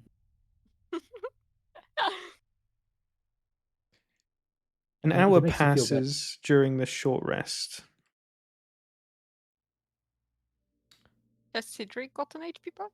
Okay, if an hour's passed, I'm going to message Spigot again, just saying, we've kept him stable. I messaged to Spigot. We've kept Cedric stable by applying water, but can't keep going forever. Any news? Oh, yes, indeed, you've got it. His skin needs to constantly be moisturized until you can find a very competent healer. I just messaged back. We are currently a considerable distance underground in a cave, with the only way we know out is to go past the aboleth we just got past. Any other ideas? Maybe there's a healer ahead. I do a second level cure wounds to heal Sid with 31 hit points. Sid does not heal any hit points. Oh shit! What does dispel magic do? Like, does it just dispel like magical effects, no poisons and whatnot? And you Do don't not have. cast that on Sid now because you'll dispel my water and we'll lose all the water. Balor, make sure you use that spell slot, by the way. That did get used, but he does not heal. Yeah, I've marked the Okay. spell slot. Cedric, are you able to stand and walk? It sounds like we might need to actually get out of here with you in this state. Yeah, we do need to move.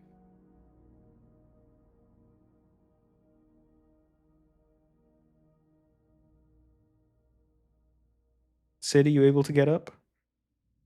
I suppose so. I am going to say that for the purposes of this and for while you're moving, your shape water spell is going to be considered a concentration spell. That's fair, yeah. What were you saying, Anxie, earlier? I don't know.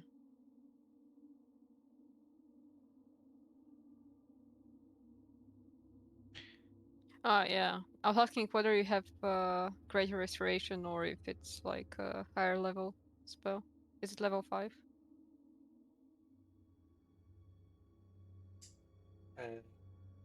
Greater restoration, I think, is the level 5. Sorry, what? I think it's a level 5 spell. And Yeah, there is that's no that's lower restoration spell. There is a lesser restoration. But you don't have it? I don't have it prepared, no. Oh, okay. But hopefully this tunnel just leads directly to druids or something. That'll be the easiest way to solve this, I think. But either way, I think if Cedric can get up, I think we need to start moving. We don't have. The problem is I can only. Yeah, at some point I'm going to get exhausted, so we are kind of on a timer. Yeah, we've also waited an hour. Has my familiar returned? We'll get to that in a second. Anxie, Yeah. your master's voice finds its way into your head once more. Anxie, an aboleth is supremely dangerous. Please stay away at all costs. You cannot come to harm. The disease that is applied is dangerous. Make sure their skin is moisturized at all times. Bit late, lady. Find your way Anyway. to a competent healer. I swear, is it just like a canned response everyone gives to this? Think so. It's the same book they're reading. Probably referring to the same source material. Just to rule it out, I'm going to message the innkeeper the same thing and just see what his response is. I swear to God, if he says the same thing. I'm gonna come back to her with. Yeah, we run away successfully, but one of us has been hit by the disease, and we know the rest. Thank you for looking into it. We'll message soon.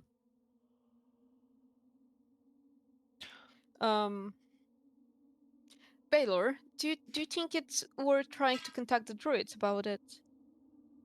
Not the disease per se, but like about the aboleth living in here. I don't think we should spend any resources contacting them to let them know, but I do think we should let them know once we reach them. Okay. Did you say that your master said this is a disease? Yes. I don't know of any spells that remove diseases.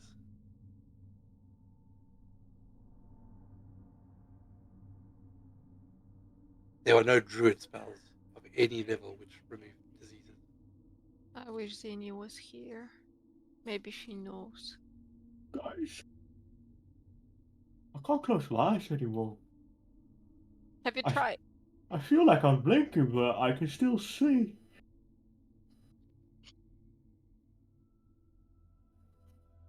Am I dying?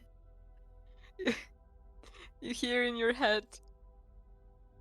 Welcome to heaven, Cedric. You've been accepted.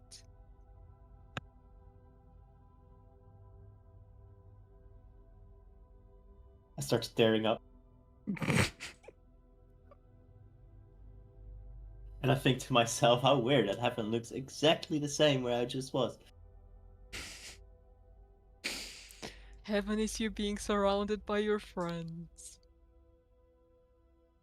And I think, wait, they're dead as well?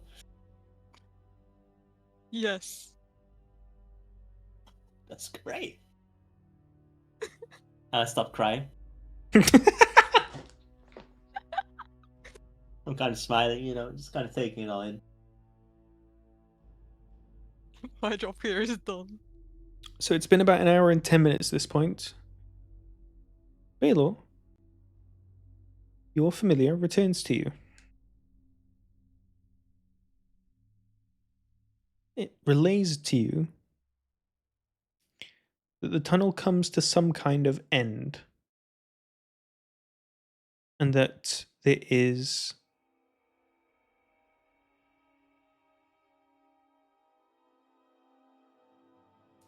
some kind of man-made thing at the end of it. It couldn't decipher exactly what it was. A door. I swear to God, if it's a warning sign, saying a warning uplift.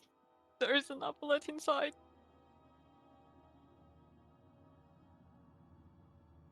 Did you have to choose the most dangerous one of all of them?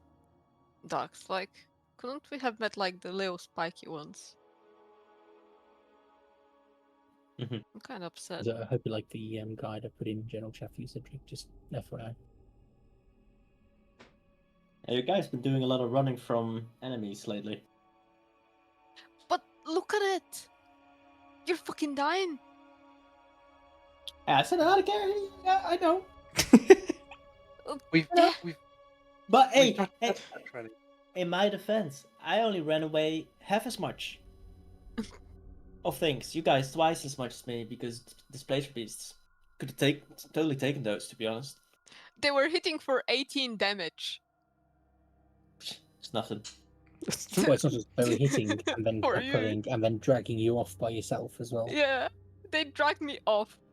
It was dangerous, you know. It was scary. I get. All right. So, well, Sid is thinking that it must be some door as well in heaven to probably some big ass feast. So, all right. Shall we get moving? Kind of famished. You can definitely notice Sid is a bit more upbeat. You know, he has died. It's fine. Just while he's all upbeat and such, you just see Andros behind him, like really concentrating, trying to keep Cedric alive. Just moving this bubble of water up and down his body, sometimes over his face, so when it sits in the middle of talking, he just... And I'm not noticing that at all. Also, I just start walking. So Andros is probably like, oh shit, gotta keep up. I mean, he's in heaven. I'm dead. I'm in heaven with my friends, and there's a feast up ahead. Yeah. Must be, it's heaven. Yeah. Okay, so you're walking further into the tunnel.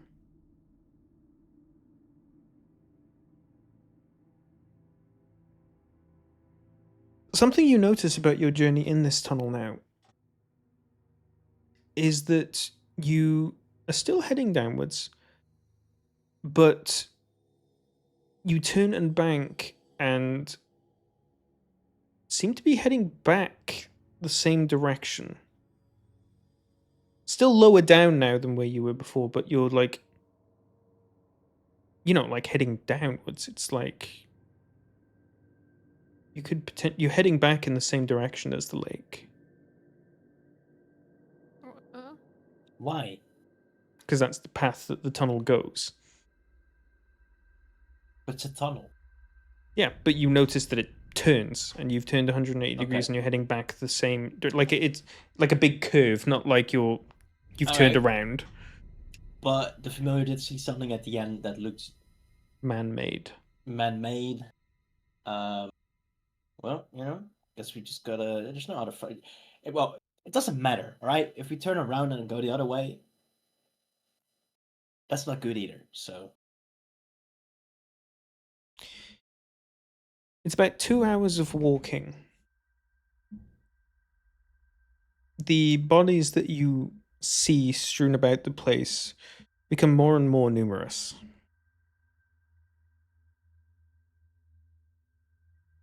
But eventually, and with much mental strain from Andros's part, you eventually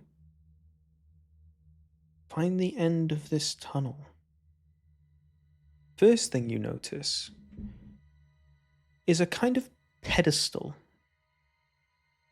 And the second thing you notice immediately after is a big, Yep. intricately patterned floor.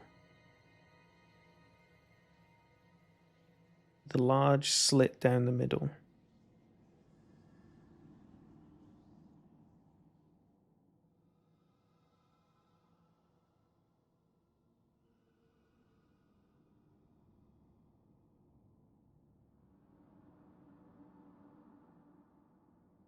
Is it just the pedestal on the floor? Yes, it's a big, sort of large, very large, I'm talking like 60 feet diameter, big floor pattern that has a slit running across the middle of it. It's got an inscribed tribal-ish looking pattern all around it. The tunnel itself is like an abrupt end. It is just like rock. There's no like sort of like walls or anything. A tribalish looking pattern, you say? I mean that in the sense of like just what it looks like. It's not like tribal as in like rudimentary. This is like very like intricately carved, but it's just like there's no like thing it's trying to depict. It's just sort of like lines that like look cool. And does it in any way resemble any of the other doors that we've seen. Does not. And the pedestal, does that have any markings on it? Pedestal's interesting. It's also intricately marked, not only from the stand itself that it is on, but there seems to be on top of it all different kinds of gears, it looks like gears and cogs.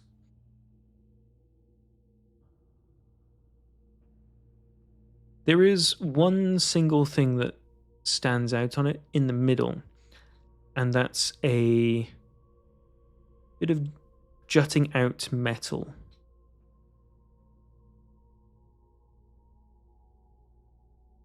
Does the key thing we found fit into it in any way?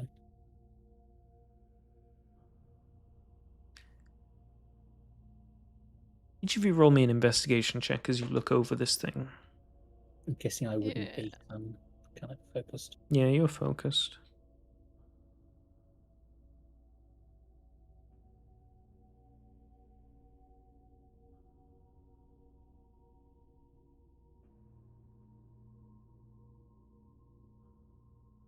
Baylor, you take a good long while to inspect this thing. Whatever this jutting out piece of metal is, it's cylindrical, and it has a bit of a hole on one of the sides of it. Not the end of it, but like the side. As you take a real close at this little hole, it seems to be quadratical in shape, in that like it's like a squarish kind of hole, but sort of like straight sides that come to a point. Which does remind you of the small bit of metal that you found when you first entered this cavern.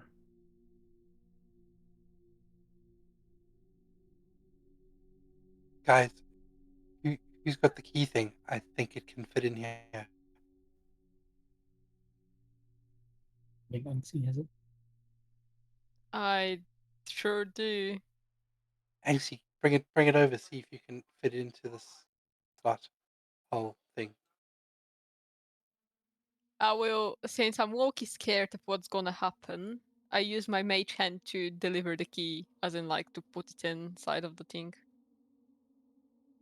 You feel that it falls flush inside of it, but even with your mage hand, you can feel that a bit of pressure is required.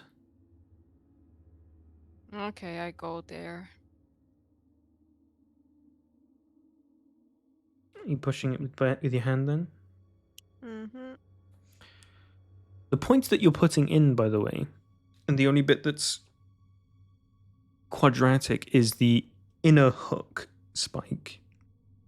The outer hook comes to a sort of like a rounded spike at the end. But as you slit it in there and it slides in horizontally, you give it a good push and you feel something click into place, and the metal jutting out part that it was on raises slightly.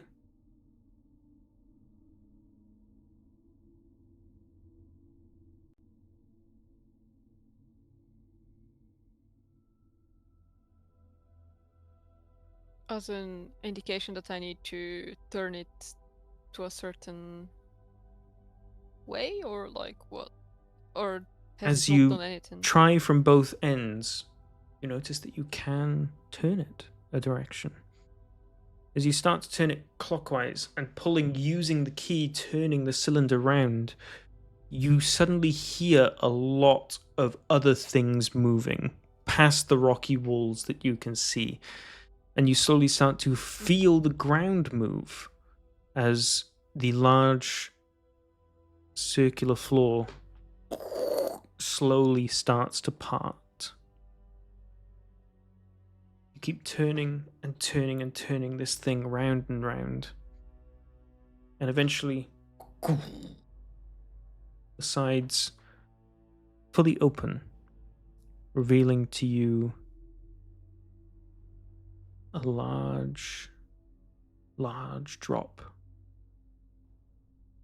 going farther down than any of you can see.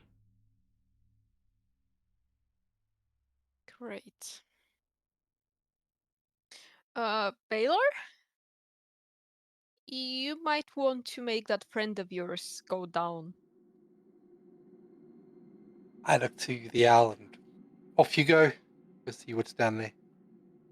The owl doesn't move for a second and, like, looks at you again with more intent and worried eyes.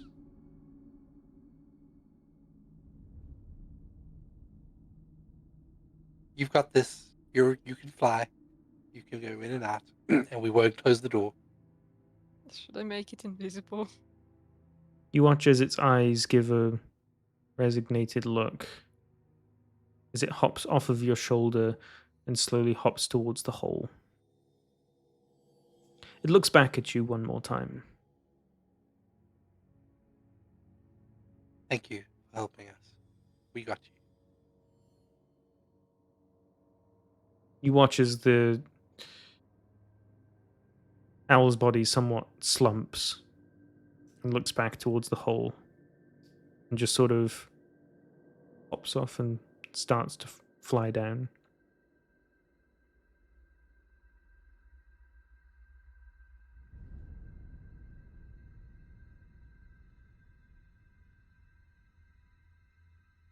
Are you going to see from its eyes?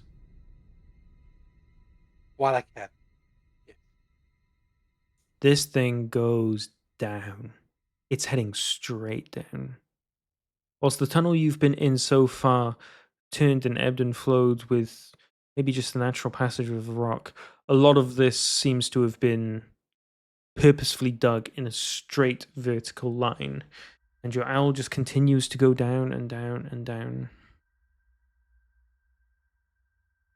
You lose connection with your owl as it goes further than your range will allow.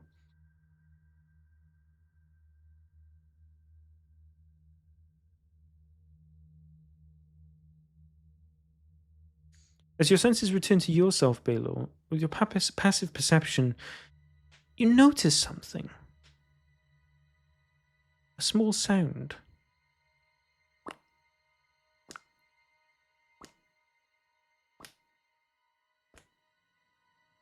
Sound of water dripping.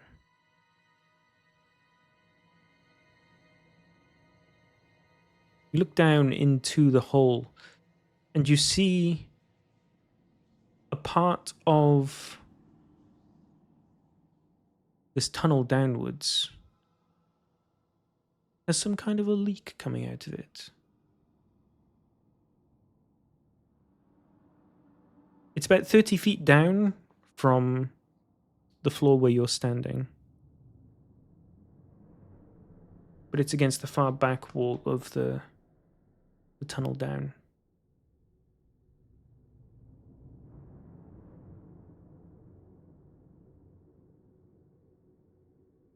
I'll point out the water to everybody else. There's water dripping here, guys.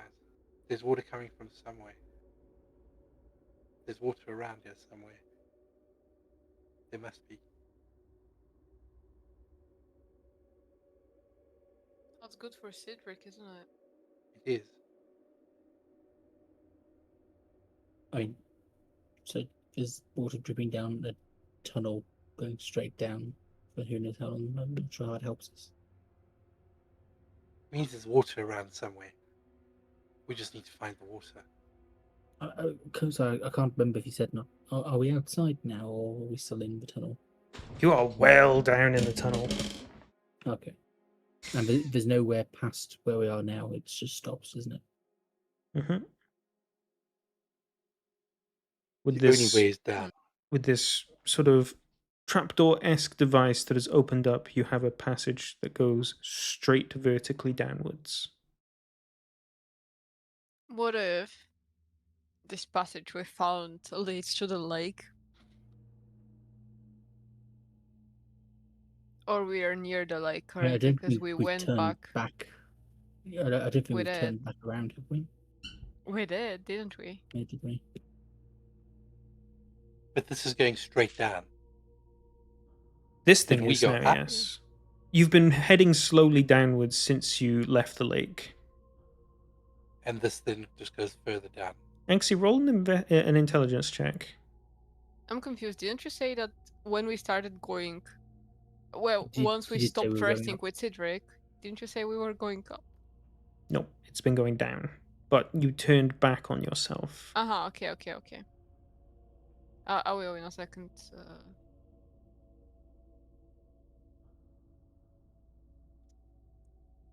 I'm not very intelligent today.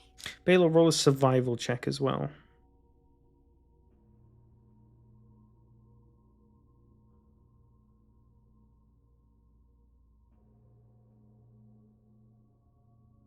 And I guided that. You can.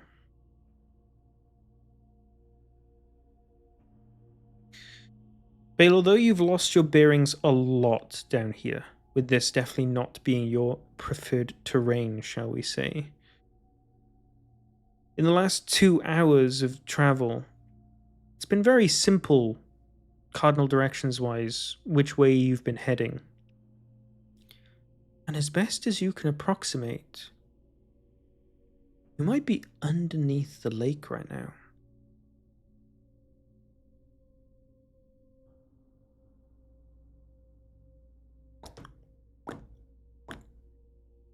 The dripping of water is more apparent to you now that you can hear I'll it. look up and see if I see any dripping from above us. You do not. The only place of water that you can see anywhere is from this rock within this tunnel. The only thing I can think of is if we just jump down. We can't really go back, can we? Well, if we jump down, we just might fall to our deaths. Like, Yeah. We don't know what's at the bottom of the hole. and we don't know how further away is, because like I can polymorph myself into a bird and then get everyone else down if it's like shorter distance, and I can do that within an hour.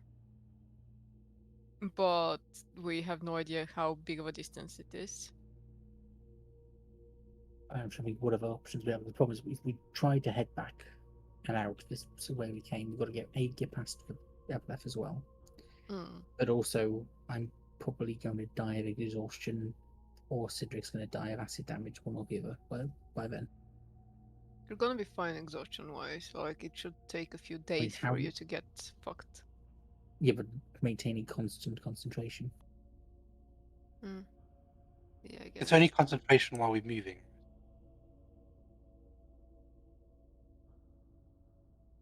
I think it's a concentration spell in general anyway.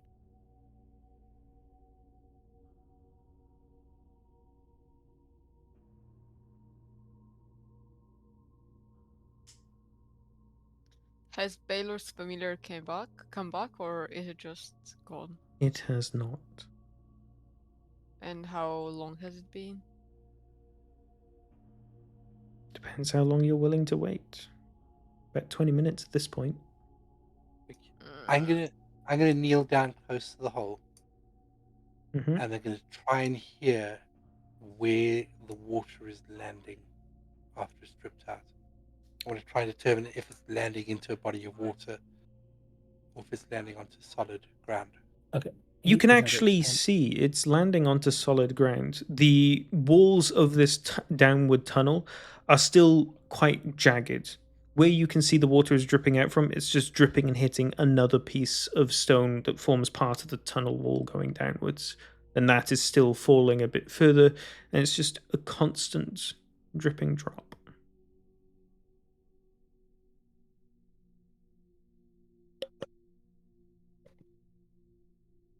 It's not a lot of water, but if we go and do we need to do anything? Do we need the water right now? Is the question. We I think haven't the used water part all of alone, our water. it's just more of like what other options we have than go down there.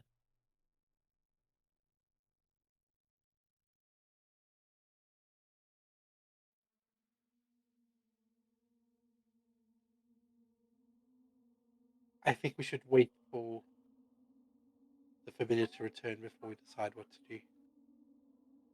I don't think we need to worry about the dripping water or capturing that And water water-wise, right I now. don't think we're on a huge time. Obviously, we need to drink at some point, but obviously, I'm maintaining all the water that's there. The only water we're losing is going to be due to evaporation. So we are slowly losing water, but it's not quick.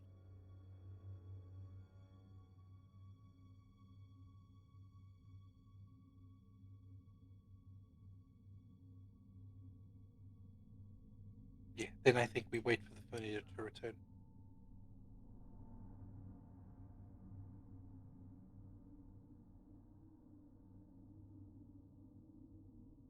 And wait you do.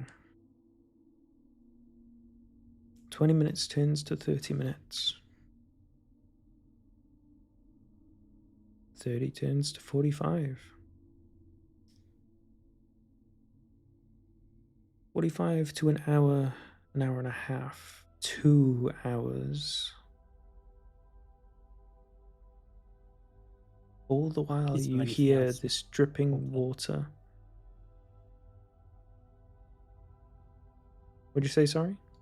Is there anything else with this altar we've missed? Is there anything else that's what I just didn't hear the word. So, is there anything else with the altar we've missed? With the pedestal? Not that Yeah. you can tell.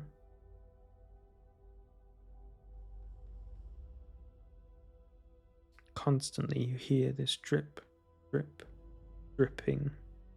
It's never ending. Wherever the source of the water may be.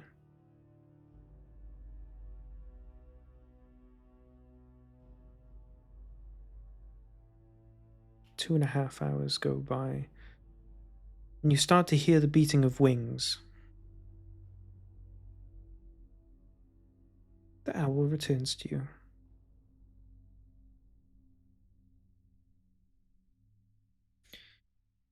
It relays to you that this tunnel goes down for a long, long while.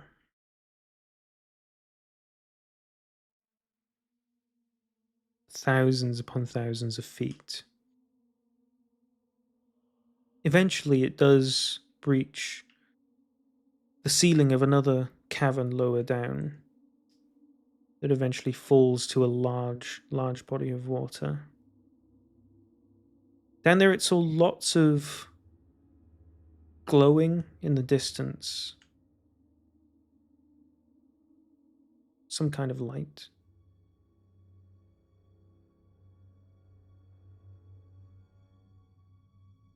But it's over an hour's of travel time heading directly downwards.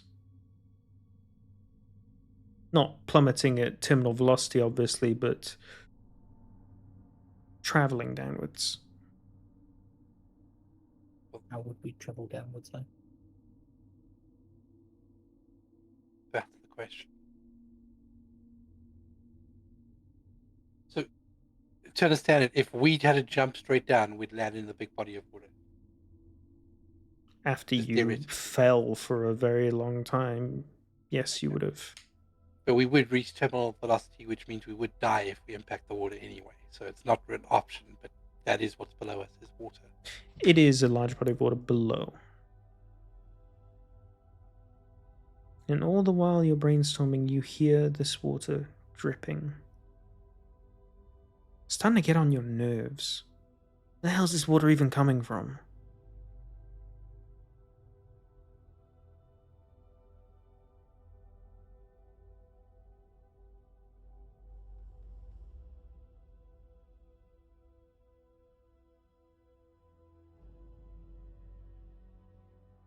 Wayward Wanderers, what are you doing?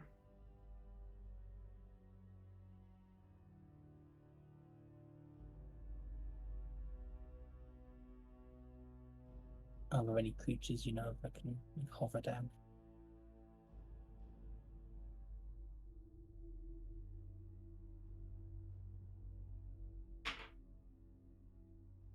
Nothing that I can wild shape into. No.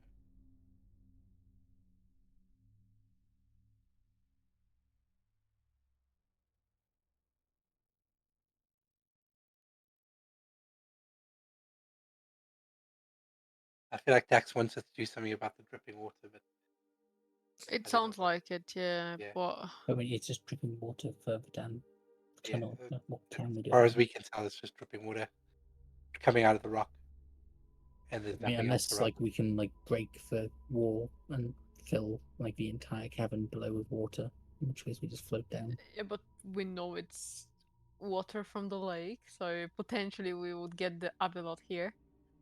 Abilot. Yeah. Well, kinda so wanna the do water that. that's dripping down is dripping from down the hole, and we know the Abaleth Lake is above us, isn't it? So the water can't be coming from that lake.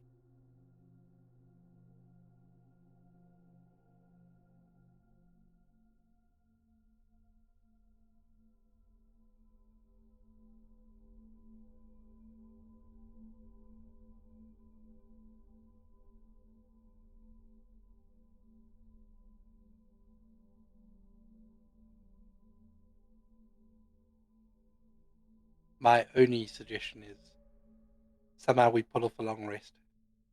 Yeah.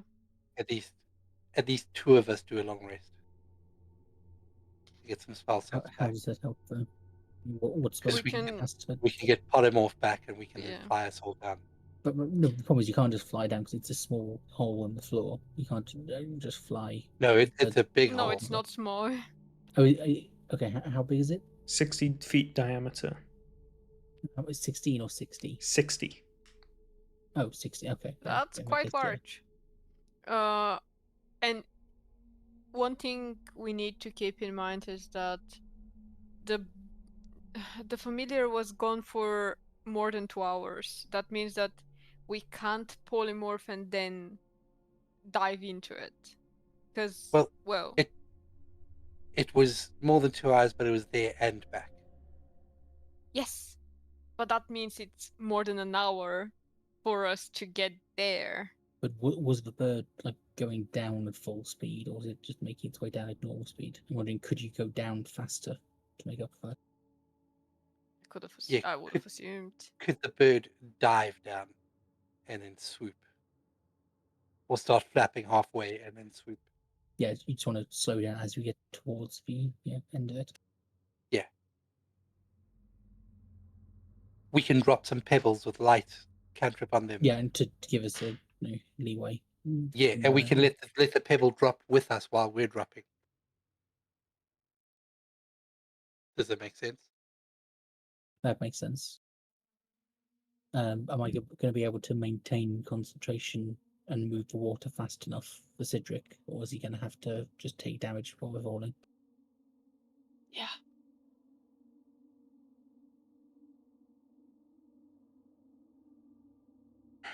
Dex, how fast do you reckon I can move water?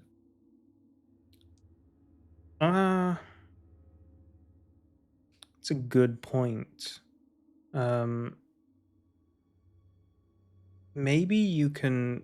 I think because the water's going to be clinging to Cedric, you can probably keep it mostly close to him.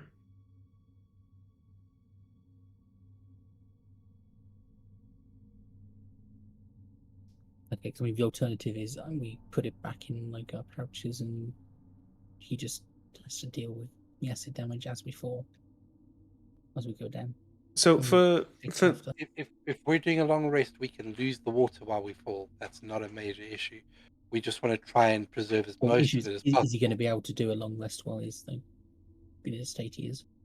I don't know. And But as we long as would- me and Anxie can do a long rest, we can get to the water down below us.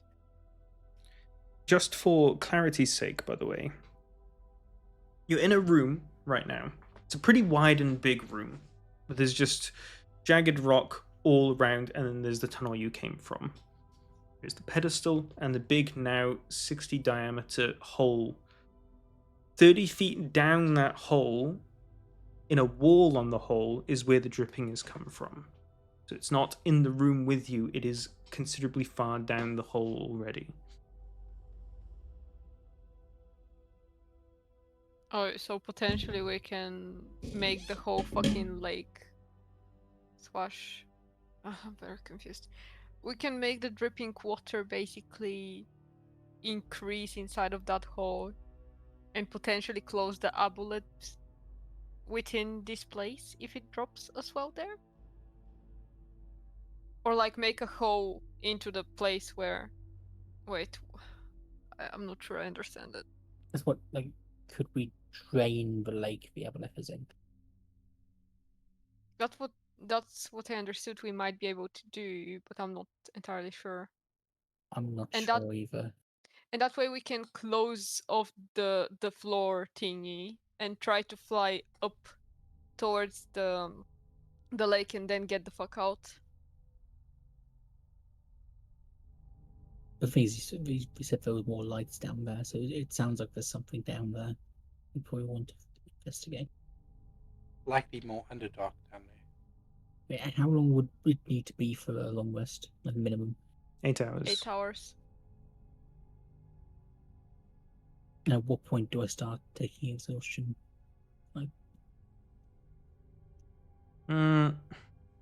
Once you go like 27 hours without sleep. Okay, 27. Okay, that's fine. We can do that then. I can Obviously, prepare spells to ensure that if you do take exhaustion... Oh no, I can't do that yet, sorry. But if you do take exhaustion, I don't think that's the end of the world, so long as we're not getting into any combat, right? Yeah, it also means I still just don't have any spell slots left, so I'm kind of useless if we get into combat then. Also, sorry, go on. I'm just looking for a spell, which I thought I had, but I don't have. No, I don't have. Yeah, I do. So I mean, it's fine. We'll do that then. And see if Citra can get a long rest as well.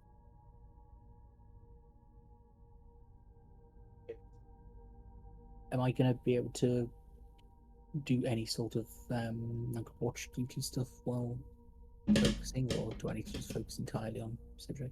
You can roll perception, but it'll be at disadvantage. Okay. Yeah. Is Cedric able to get a long rest through all this? Ha! You can basically imagine- like make a bath for him and have him lie in it. Well, the problem is it's just dirt, isn't it? It'll soak into that and would lose water. Mm-hmm. Build me a pool. It's fine. So I'm thinking if I'm maintaining my concentration, Cedric should be a little long rest because he's not taking any damage or anything. I'll just have to like maintain watch with disadvantage. The rock which the water's dripping on, how big is that rock? It's just a small jagged outcropping from the wall. It's not that big. So we can't turn that into a bath. And it's like 30 feet down in the tunnel. Or the chute, rather. It's because it's just straight vertical. At the moment, the water's more of an irritation than a... It's anything just we an can do. irritating noise at this point. Yeah, we can't do anything with it.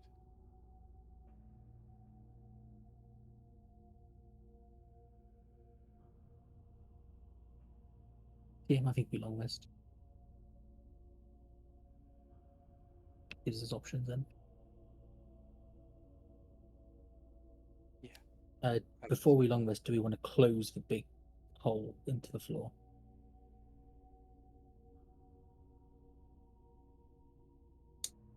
We can do. At least we There's won't hear the one dripping while we less- rest. Well, it's no dripping, but also it's like one less like direction to keep an eye out in. Yeah. Okay. You close up the hole then. So Anxie and Balor are going to be taking a long rest. And Cedric is going to attempt to take a long rest as well. The amount of water that Andros can shape has been renewed somewhat. With another 10 gallons from Balor using Create Water. No. Oh, you I know? haven't got that spell prepared. I Oh, can okay. prepare it, though. Gotcha. All right. As the three of you prepare to take long rests, that is where we're going to bring tonight's session to a close.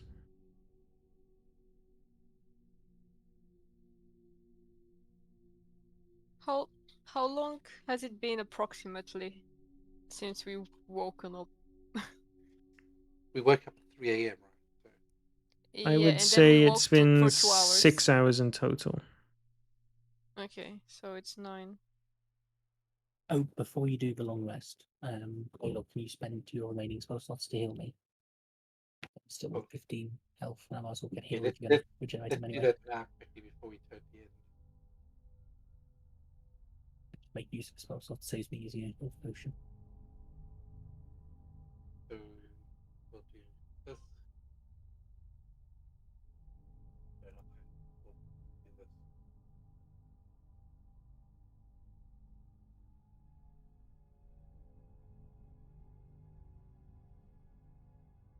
How much more do you need? Now up to 28 now. I'm at 41.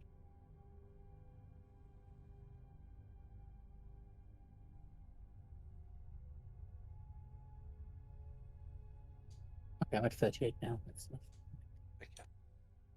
Okay. Okay. We'll pick up from there next time. Right. Interesting session, guys.